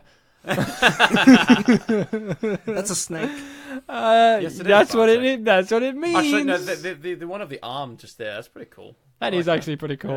Yeah, it looks like That is Bucky pretty cool. Barnes' arm. Okay, see, he had to relate to superheroes, but earlier he was just like, I wouldn't say I'm much of a superhero knowledge guy. Then it's What? like I Bucky didn't Barnes' say that. arms. I didn't say Before when I was like, you're the superhero guy out of us, I you're like, said- I wouldn't say that about me. Don't not sure I said don't that put that either. square peg in that round hole, Oh, Ryan. We've had the guy that played Bucky Barnes Fake on the news. show. He was in the. Sebastian Stan. Yeah, the. He was in the Loves I almost said the Sebastian Crucible. the Crucible. It the- was the not Conjuring. Covenant. Covenant, the Covenant, yeah. The Covenant. I like Where that he episode. was the super gay movie that Luke would have loved. We'll ask the question, did you want to watch The Craft, but with all guys who look the same? No joke, it was like every Yeah, guy sounds other about than right. Sebastian Stan looked exactly the same, and even he looked like the others. I mean, it was such a good movie, though, because it had Taylor Kitsch in it, or whatever. Oh, yeah, that guy. And it was great. So Oh, the art piece that I liked was the statue of the guy looking up. I knew you loved looking up, guy. He'd be looking up at Looking me. up. What were you about to say, Luke? Hi, beautiful. That's Come what I right was gonna in. say. Hey, I'm on the beautiful. terrace. I don't remember. Now, Bartek, did My he God. write He that must have spent grammatically a lot of money correct? when he was an architect. Jesus. Sorry, I was listening to Luke's realization of something. Luke Fucking realized terrace, that it's he's gorgeous. rich when he said, yeah, I've redesigned this place 3 times already since I've moved in. Yeah, he's rich, Luke. Oh yeah, he did say He was that. really He's rich, Luke. He works at an architecture firm. Surprised he doesn't dress better. He's a schlub. He's been fired at this point, to be fair, but I yeah. was going to say earlier, when he got stripped naked in that meeting, from the back, he was fairly well muscled. We were, yep, Luke, because he's really, because he had sex with Uma Thurman a lot. You get some muscle energy, as they've described. Now, I'm going to talk about touch for a second. I thought the Your favourite movie... sense? Okay. If it was me and I had The Rock, right? Not the Dwayne The Rock, but The Rock in Oh, the this plot movie. rock. Yeah. The plot rock. And it drains her of her powers. I would have put it under the table that they're eating at now. To like hide it, sort of. And then when she sits down, it drains her powers, and then it's like, surprise! But I thought, oh, this movie's being smart. She has to touch it, because that's how she got her powers in the first place, was touching it. Yeah. And that's how she gets them again later, by touching it. But in this, and they do show this with her strand of hair, it doesn't need to be touched, it's just close proximity. But Yeah. I was just like, oh, why not do it under the table? That would be a lot easier. But also, I love the idea that a box. The present box, yeah. A present box, a cardboard box, gives enough shielding. It insulates the effect, yeah. It's a Why high-tech doesn't a jacket? present box. What? And another thing, the super hair. This has always bugged me, even in Superman. In Superman, they have like a little comic strip in which it shows you how he shaves by shooting his laser beams into a bunch of mirrors, and it shaves his face. That's how he shaves. Yeah. But in Superman 4, The Quest for Peace, the best Superman movie, Lex Luthor has a strand of Superman's hair and makes a nuclear man. But he walks in and it's like in this museum where it's like I've seen the strand shot. of hair holding up like a Big weight. big weight. And he walks in with some pliers and just cuts it. Yeah. Like, that doesn't make sense. But here's the thing. In this movie, they get her strand of hair from a hairbrush. And I'm like, oh, but hairbrush can pull it out easy. I guess because the scalp isn't hard, I guess? No. Like, no. the hair wasn't cut, it was just pulled out, right? Yeah, but it's still like super strength. So it wouldn't snap, but you'd pull it out of the head, maybe, Oh, is the thing. wow. Maybe my credit would be just hair coming out natural loose, but I still think you can't pull Superman's hair out of his head. Has anyone tried? I think Batman tried. I don't think you could because super strength. I don't think it works like that with Superman, but I was like, in this... I guess if he's hard-headed. I do love in Batman v Superman. You've seen it, haven't you? I've No. seen Ultimate Edition. The only thing worth watching it for is the fight. But the best part is just the image of Batman grabbing a sink off the wall and smacking Superman over the head with it because it's just such trash. It was more memorable than most of the film, yeah. Oh, come on. What about when Jesse Eisenberg shoved a Jolly Rancher in a senator's mouth? Yeah, but it was a 3-hour film, there was a lot. What about the bit in which Jesse Eisenberg left a jar of Granny's peach tea for Holly Hunter to realize, oh no, that's his urine. That really I don't remember. Oh fuck, that's one of the most memorable parts is he gives a whole thing about like Granny's peach tea or it means urine, and then when he bombs the building, that's what she sees is Granny's peach tea, and she's like, oh no, pee in a jar. But here's the best part, it was a huge jar. Like a huge jar. So he filled it up all the way. So that means he had a lot of piss.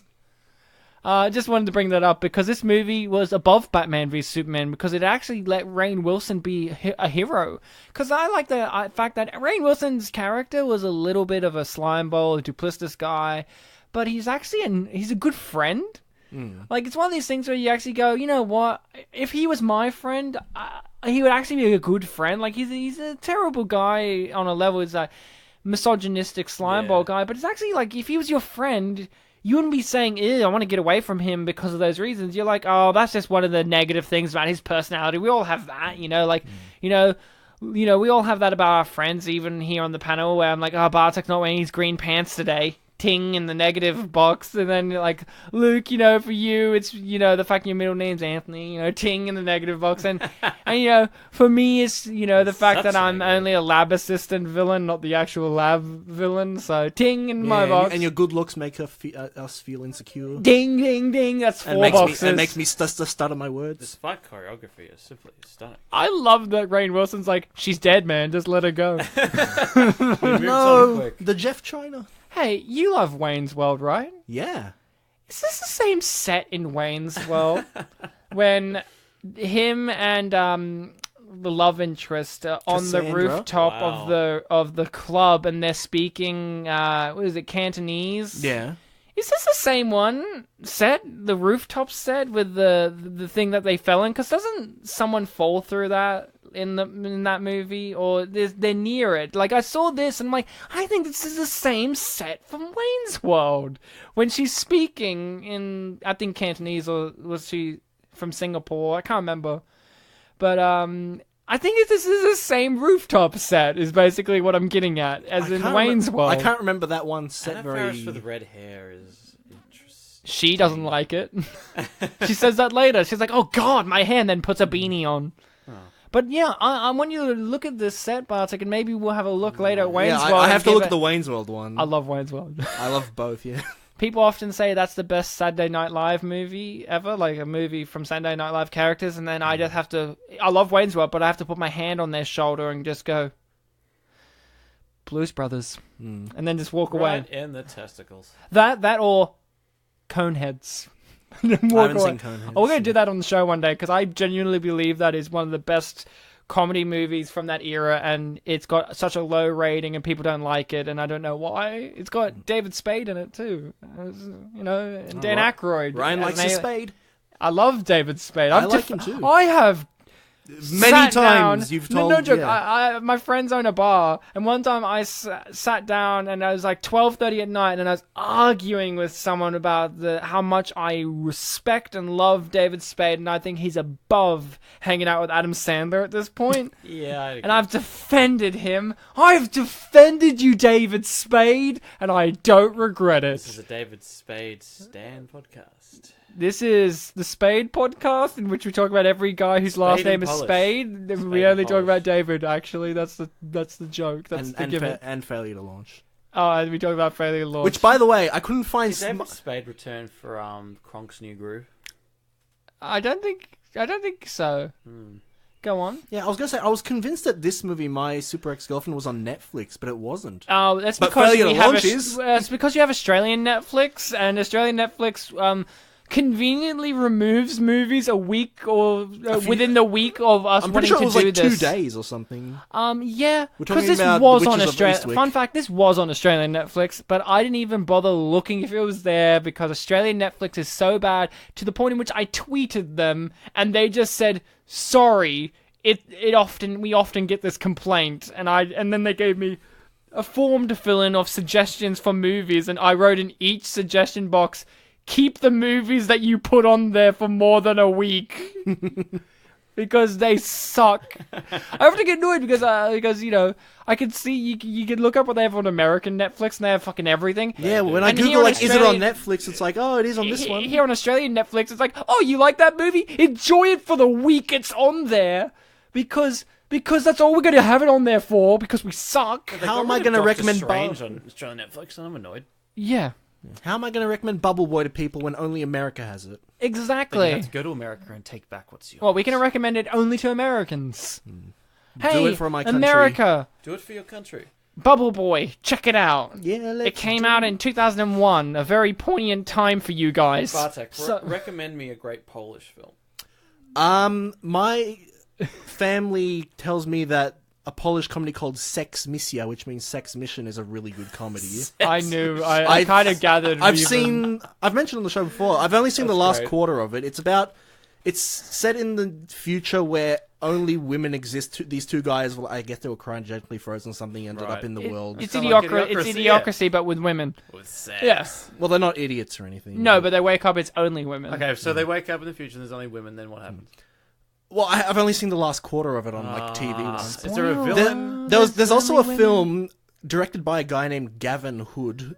It's called Pushchina I Pushcha, which means in the desert and wilderness. Oh, okay. This Um, one sounds less like a It comedy. was like a family film that I saw as a kid about these two Polish kids that go to Africa to look for their parents or something. It's called The Gods Must Be Crazy. But the you're funny right. thing is, I looked it up like within the last year. The director Gavin Hood also directed Wolverine Origins. Yes, I know that. Yeah, I knew Oh, that. I Yeah, knew that. like this random South African director directed this Polish film. So here's the thing about Gavin Hood. Nothing is what I'm about to say is related to him other than the word hood. The best title for a gay movie I've ever seen. I was in a video like a DVD shop, and they had like the gay section. I checked out because there are good movies in gay cinema. Yeah, you don't have to be gay to go there. Yeah. Yeah, and I saw one, and I honestly just went, "What the fuck?" It's a remember this. It's a gay movie, not a lesbian movie. It's called Robin's Hood, and I just went, "The one time you could have made a lesbian movie, and you didn't do it because like." didn't Robin's have the guts. Hood would be a lesbian movie because the hood of the but like no, they just make it a guy movie like, and I actually grabbed it and I actually read it and it was just the Robin Hood story but gay, and I'm like great, but I just thought to myself, the one time that men could have let women have something and we didn't let them, Take and that's note, what this fellas. movie's kind of about, because this movie here, My Super Ex-Girlfriend, is actually a very feminist movie because Luke Wilson and Eddie Izzard at the end of the movie are regulated to what would be the female characters in these superhero movies, which still happen now. We commend Marvel and we disrespect DC, but if we look at the gender stuff, we should actually respect DC and, I don't want to respect DC. Wonder Woman, though. Yeah, I'll respect Wonder Woman. How long has Marvel been Movie doing this and for? the 10 character years, too, and I they guess. still haven't had a female leading superhero movie because they're too afraid. Yeah, no, you're right about that. Like Marvel are Right? like dithering, it's like, I don't know if it would work, and then And yet, DC's just like, nope. and I feel like it's so interesting that a little comedy movie like this, about in the superhero genre, can still have more to say about gender politics and sexism and equality and female characters than the big blockbusters that people will write paragraphs upon paragraphs of subtext into that isn't there. Like, oh my god, I've been online and I've seen so many people write how damaged Loki is as a character. I'm like, he's a Nazi, right? Because of the Avengers. But like, and we should forgive him because he's a damaged individual. I'm like, yet again, this movie actually has text here that actually exists about the sexism and the gender politics and all of this, and actually has something to say and it doesn't about even- the genre. And it doesn't even like deviate one way or the other too hard. Like the very last thing in the film is, the super heroines' male partners are like holding their bags and stuff, like Exactly. typical man thing, and because they're not like the superheroes, the main characters, that's kind of like, oh, this is typically Love the seeing woman's this role, but it also ends random with them guy, being like, hey, yeah. let's go get a beer. It's still like a mix of like, oh, mixing up the genders but still being Exactly. typical men. Oh look, Charlie's uncle from It's Always Sunny in Philadelphia had a small role in this. When He I didn't have a saw him, I'm moustache like, and he is didn't that- have his tiny Is hands. that Luke Wilson's dad? I don't know why I thought No. that. He just looked a bit like him. Son, why were you having sex? But I Son, think what this, are you doing? I think this movie deserves more credit for what it's actually saying about the superhero genre, the roles between men and women, and romantic comedy And as stuff. and as scary as the like abusive relationship stuff is, it is still like It's you can look back on it as like a comedic thing. Like, I remember how they made that crazy film. But yet again, we talked recently about a film called Down with Love, and in that I had a conversation with a guest about how I feel about romantic comedies and how they build their foundation on drama, and a lot of it is toxic relationships, but at the end of the day it's okay because they get over it. In this movie, no, it's not like him and Uma Thurman get together still after everything. No. Yeah, I remember there was one. They're like, no, him and Anna Faris.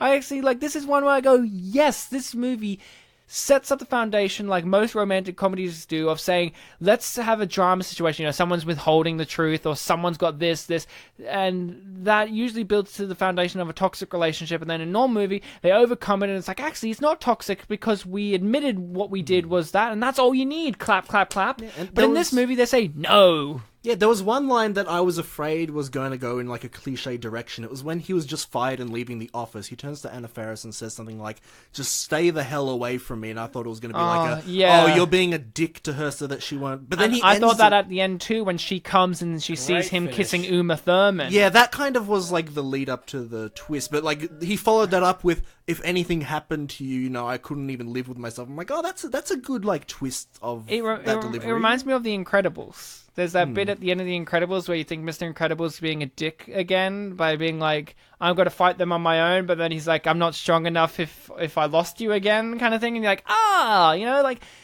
It's like sweet. it's sweet. This movie had a sweetness. The movie has unfortunately ended, which is sad. Oh, but wonder. I do want to bring up the thing, which is Bartek. I'm gonna sneeze, but talk. Okay, sneeze away. Sneeze is gone, Dwight from The Office, Rainn Wilson, who was also in a great superhero movie called Super, which was written by James Gunn. Great movie. Luke's giving a twitchy eye. Is it I because love James Gunn. Is it because Disney fucked up and shouldn't have fired him? You're right. That's right. They shouldn't have listened to alt-right Nazis. You're right. So, here's the thing. At the end of the movie, you have a little cut credit scene of him having had sex, and she's like, wow, you really do have superpowers. And it's like indicating, like, he's really good at sex. Yeah. Bartek and I talked before the episode, or in this episode, I can't remember, about, like, the superpower thing, and I was like, and you said it in a way that made it sound like you actually think he has superpowers? Well, I said that, yeah, but as a joke. Okay. Yeah. Because my fiance and I got into a debate about it last night, whether or not it actually means he has superpowers, because he also was near the rock when it went off. That's a good point, yeah. And I just said, no, I think for me, personally, it's saying, No, Rainn Wilson is, like I said, everything he says to be, but his one failure is he can't get women. Hence, he says it's been 2 years, blah, blah, blah, blah, blah, but he's actually really good at having sex. But his problem is he doesn't know how to talk to women to get sex. That's his kryptonite, is talking to women properly. Yeah, here's a scene. Toes. For all the foot fetishes that sat through the credits. I don't think it is the same girl from the gym, but, just wanted to put that out there. Rainn Wilson, Not for the gym, I've no. seen Rainn Wilson semi-nude in far too many movies and shows, and It sounded like you said fart. far too many movies and shows. But you know what? It's okay. He's a great actor too. I'm glad that he was in this movie as the comedic relief. He's always been great. I mean, his first ever movie was Galaxy Quest, in which he played one of the aliens. And I've always said Galaxy Quest for mainstream Hollywood comedy movie is one of the best ones ever made. It's only defeated by Planes, Trains, and Automobiles in my list, because I just love that movie far more, but it's right beneath it. Like, those two movies are the greatest examples of a mainstream Hollywood comedy movie genius. So the movie has unfortunately ended, Luke. I can see a tear rolling down your face, and you're saying to yourself, left eye. is there a post-credit scene in which they set up a team of these Are we psychos going to get a with signal powers? from Nick Fury? I would love it. Or some alternative. I would love it if in this movie Lawrence Fishburne came up at the end. He was like, "So I'm putting together a team. I'm here to talk to you about the... I'm here to talk to you about the Psycho Squad, in which we get a bunch of psychos together with superpowers." And then nah, we're not that kind of super. And then then makes Sony rubs their chin and goes, Sinister Six? And then Psycho Squad would be made and it'd be terrible, but the soundtrack would be pretty good. Psycho Squad would be a great name for a movie. So, the movie has ended. We're going to give our reviews and ratings. Okay. I'm going to start first because I'm feeling very chatty. Do it. This movie was great. I just talked a moment ago about all these amazing things that it's doing, that movies that are current right now, that are in the actual genre of superhero movies or sci-fi fantasy or whatever you want to say, aren't doing. And it's just so amazing that a small comedy movie that people would roll their eyes at and say there's nothing to gain from watching that other than just some mild entertainment, popcorn fun. But it's so interesting to me that this movie has far more to say on these issues than its serious contemporaries out there, which is a real damning statement on cinema today. That a movie from 2006, a romantic comedy movie with an interesting angle of the X being a superhero, has more to say about these issues than studios that pride themselves on all these things of social justice and equality and all this stuff, but they don't actually, because they're an evil There's business. a guy whose first name's my middle name, Piotr Karvas. What about Jim? That's not my middle name. I know, What about but he's Saint Polish. Jill? So I find that just interesting. The movie that came out 12 years ago, its message still rings so loud today.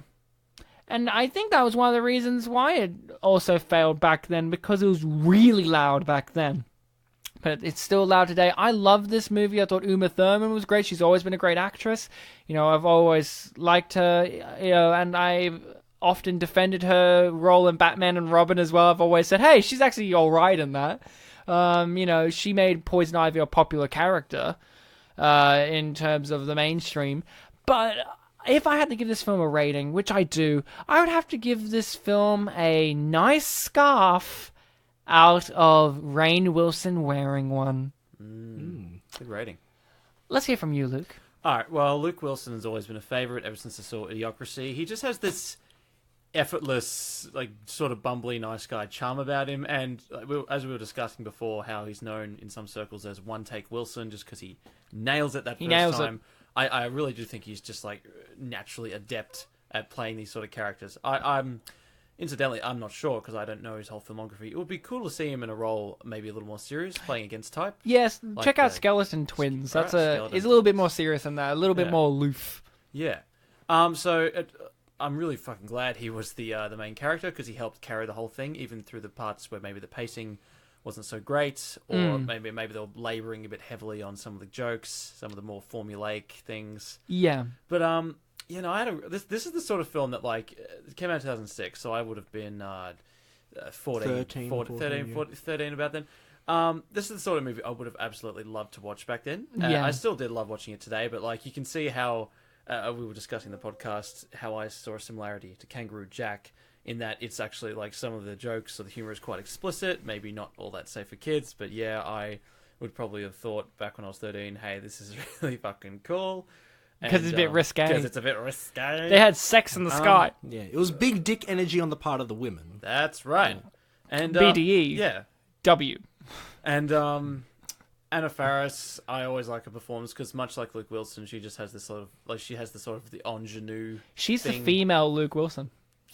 Yeah, I agree with that statement. It was interesting. 'Cause I kind of wish this had continued for a bit longer. Seeing Uma Thurman before she becomes like needy and jealous and manipulative, seeing her as like a sort of neurotic person who, she's probably quite aware of the fact that she, apart from the whole G-girl thing, she doesn't really have that many close relationships, it seems. Not much Yeah. else to She hang kept- her hat She on. never had someone come over to her apartment Yeah. before. Yeah, she kept pointing out like all the weird things she was Yeah. doing and like And- saying not that. And yeah. I think that'd be a really, if maybe we had an extra 20 minutes in the film or something, we could have been expanded on that a bit. Maybe it would have been interesting to see that. Director's cut, maybe. Director's cut, yeah. Well, we got to do a remake of this film. Right? I Someone's gotta do it. I did like the thing with both her and Eddie Izzard that they both thought that the other was avoiding them. Yeah. So it was like a classic miscommunication thing going on. As well. But she was wrong. She was, She was yeah. She didn't realize it was her, But yes, I thoroughly enjoyed this film. I really would love to see a remake with it, with new casts, maybe some changes to the script. No, have the same cast, but maybe different behind the scenes people. Yep. Get James Gunn to do it. Yes, get James An Gunn. animated He TV needs work series. now. He ain't coming back for GOTG 3.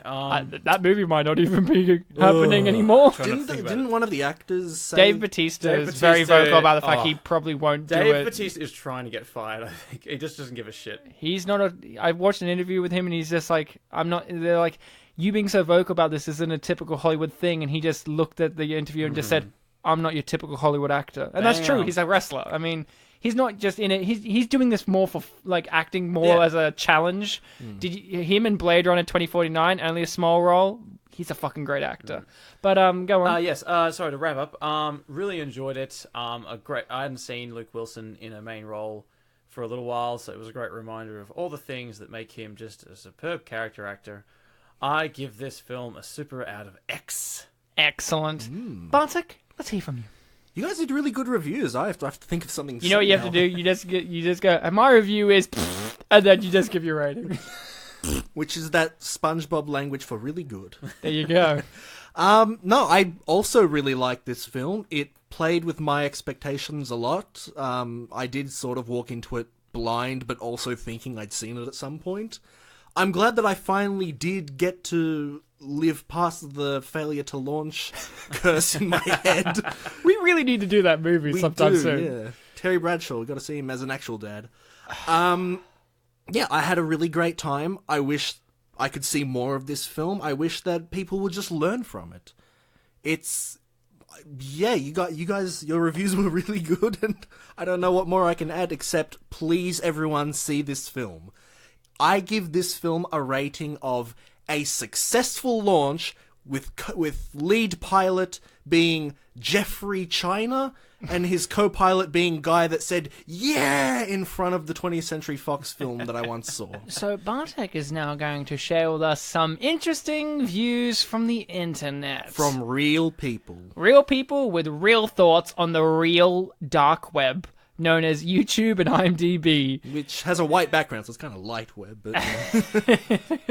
So people out there love sharing opinions. They love having thoughts. Did we know what Roger Ebert thought of this movie by any chance? I always forget something in episodes, That's and this time okay. it was Roger. Who cares about Roger? He's dead. He probably... Oh, Luke gave a reaction like, "Ugh, it's awkward. It's Oh. awkward that he gives positive reviews to movies if The Rock gives him cake." No, I was just making that thing because it's like, oh yes, Roger Ebert is dead. I was... He's dead. Whoopsie. Yeah, I was Screw talking- you, kids.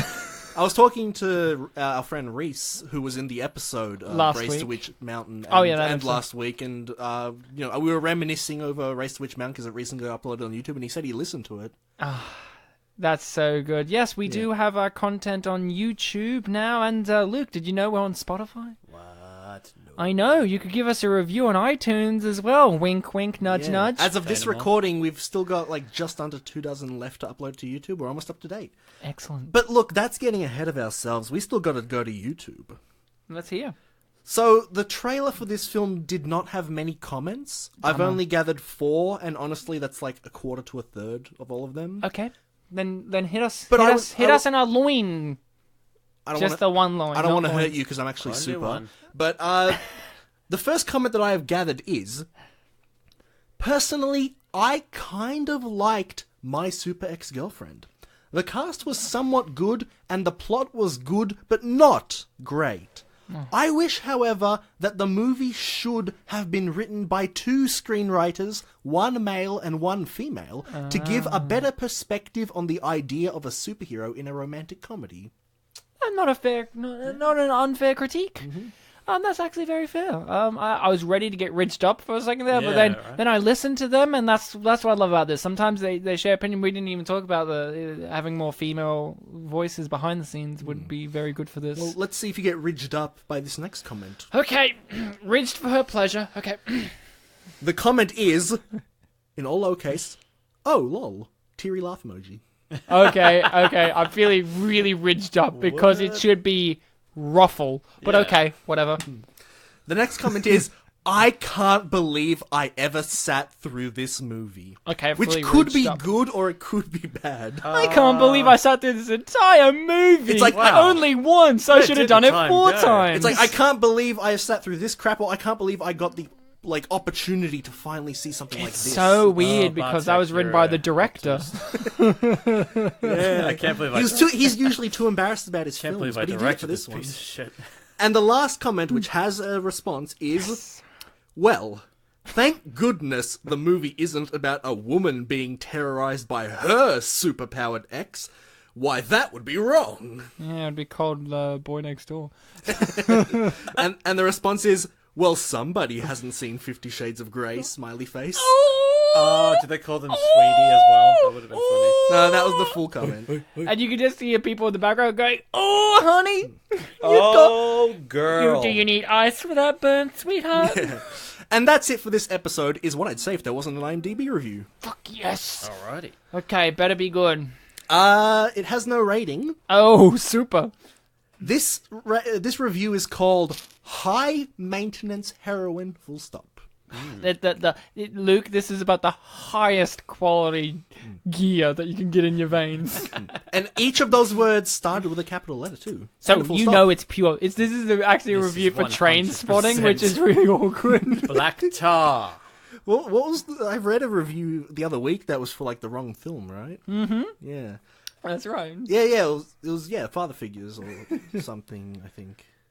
All What was right. it? Hit Oh, yeah, us the with- Mamma Mia thing. Hit us with this. Oh, and it's from the 28th of July, 2010. So they had 4 years to, To really get in gear. Yep. And this is one of those reviews that has a warning spoilers. Okay, guys, if you haven't seen this movie before, Luke, you included. Spoiler alert. Yes, give me a review to tell me if I should see this movie and spoil it. Okay. That's okay. It starts like this. Luke Wilson sells this film. On the street. Times are hard, alright? Wow, 5 words in and you're laughing already. The pause. It was the fact that you paused. That's what Well, it's what because made me laugh. it's because this is an entire paragraph, those 5 yeah. words. Oh yeah. Okay. So, Luke Wilson sells this film. My super ex-girlfriend has Ivan Ghostbusters Reitman directing. Oh wow. Oh yeah, I forgot this guy directed a bunch of films that Like are classics. Ghostbusters. Yeah. Oh, there were a few more, but I can't remember what. Ghostbusters 2.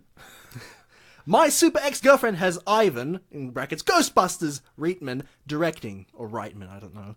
A solid comedy writer from The Simpsons, Don Payne. Yep. Rainn Wilson at the top of his game and Eddie Izzard at the middle. And then brackets, those still... What an odd thing to say. Take that, Eddie. And then in brackets, Fuck you. in brackets he adds, though still attaining the standard of low-bar American comedians.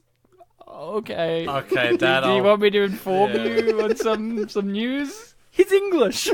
Maybe he's saying like Maybe his English middle is his American English middle high. is American high. Yep. Okay.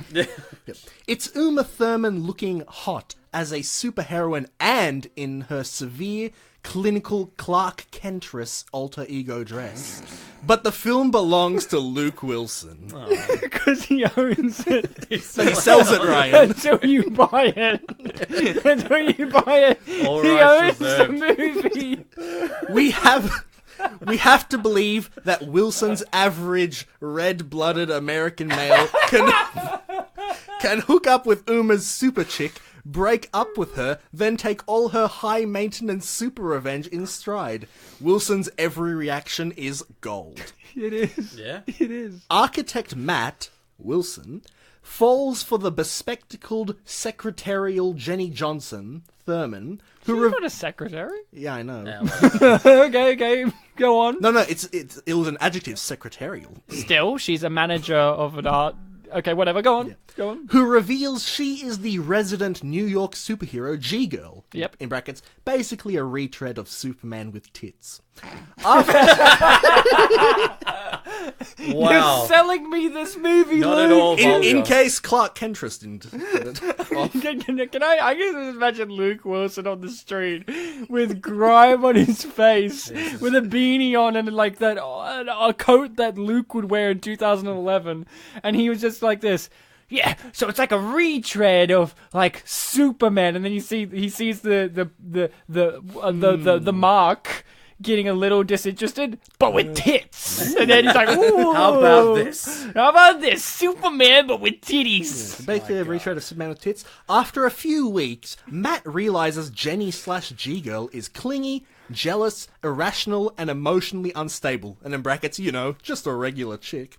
So he dumps her in favor of his spunky co-worker Anna Faris, who has been coming on to Matt overtly by monopolizing all his sight lines in tight black dresses with NVP, which they have in brackets, no visible panty line. I know. So a woman wrote this one, right? Maybe. A woman wrote this review. And Jenny's revenge is, as one can guess, super nasty. It's a very funny movie, even with the double standard woman empowering out of control. I think this is the first... Luke Wilson, please. I wanted to buy this movie, but you turned it nasty. Super nasty. I think this is the first time on film we are seeing this aspect of a superhero layperson relationship. Superfolk tend to be sensible and honorable enough never to use their superpowers against normal folk in revenge.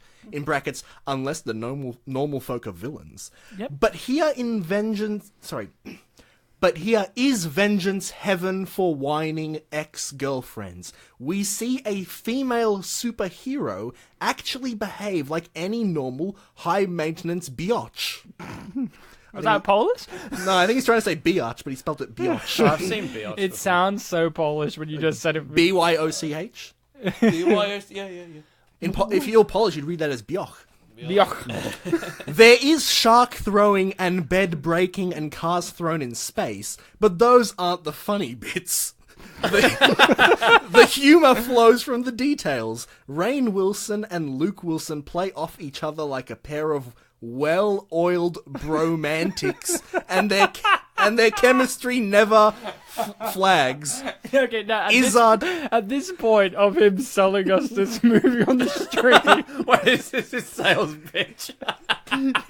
he's complimenting himself. Yes. I've got that high I heroin, imagine man. that line there. Before he started, he's like, yes, so, and then you just hear some guy down the alleyway be like, yo, let me tell you, and it's Rainn Wilson, and he comes in and says that bit. Now it's both of them. He's like the planted person in the audience. yeah, he's like, hey, yeah, they have this Can I have well-oiled, a they have this volunteer for my magic trick? they're like You. a well-oiled bromance machine, and he's just like, you got it there. Can I say, I was originally going to pick two silly reviews, but I picked this one instead. I'm This glad is I did. great. Yep. Continuing that sentence, Izzard is succulent as usual as the suave supervillain, Professor Bedlam. And there's Eddie saying that. He's like, oh yeah, Eddie Izzard's And he was like, very succulent. he was like below street level. He just crept up. Very succulent. He looks like in Oliver Twist. He looks like one of the kids. And I imagine him saying, yeah, he's very succulent. Like that chicken I'm going to buy when you buy this. This middle of the And it's road like American comedian. He's licking his lip. He's licking his lips as he's trying to get to their wallet. Continuing that sentence, Thurman pulls off her touchy role without making us hate her, and Anna Faris gets to use more than her one facial expression by redirecting our attention to her bodacious booty. And Yeah, that was Luke. and the final That sentence. was Luke Wilson saying that one. I can imagine him saying that. And her bodacious booty. And we're up to the final sentence. Don't watch with your girlfriend. It'll only give her ideas. Okay, Luke. Women, am Okay, I right, Luke. fellas? Okay, Luke, I'm going up my checkbook. How much? $50 million of the studio's money. Sounds great. And that's all I've got. Thank you, Luke Wilson, for that review. Thank you for high maintenance heroin. So that was the end, Luke. As always, a pleasure to have you on the show. Nay, it was a pleasure for me too. Did sir. you know that we That was have? a push for me. Did you know that we have an email now? No, an email. An email. Anna email Faris. That's her middle name. It's spitandpolished@gmail.com. Spitandpolished. Sounds like a mighty At fine address. gmail.com if you wanted to drop us, a random email being like, hey, how come you haven't done this movie? Or, hey, you know that thing that you brought up in that episode? You're actually wrong on that. Or, I really like you guys. Can you please give me some money for this movie called My Super Ex-Girlfriend? My name's Luke Wilson, by the way. I need the money, Moja please. super ex-Definition. We're on all the sites. Twitter, Facebook, we're on Spotify, as I mentioned, Google Play, iHeartRadio, Stitcher, that Spanish streaming site. As always, you guys have been fantastic, amazing, wonderful listening people. Bartek, a pleasure, as always, to be locking our arms together and skipping down the yellow brick road of film. We've got a very well-oiled bromance. Exactly. Until next time, remember to be kind to each other.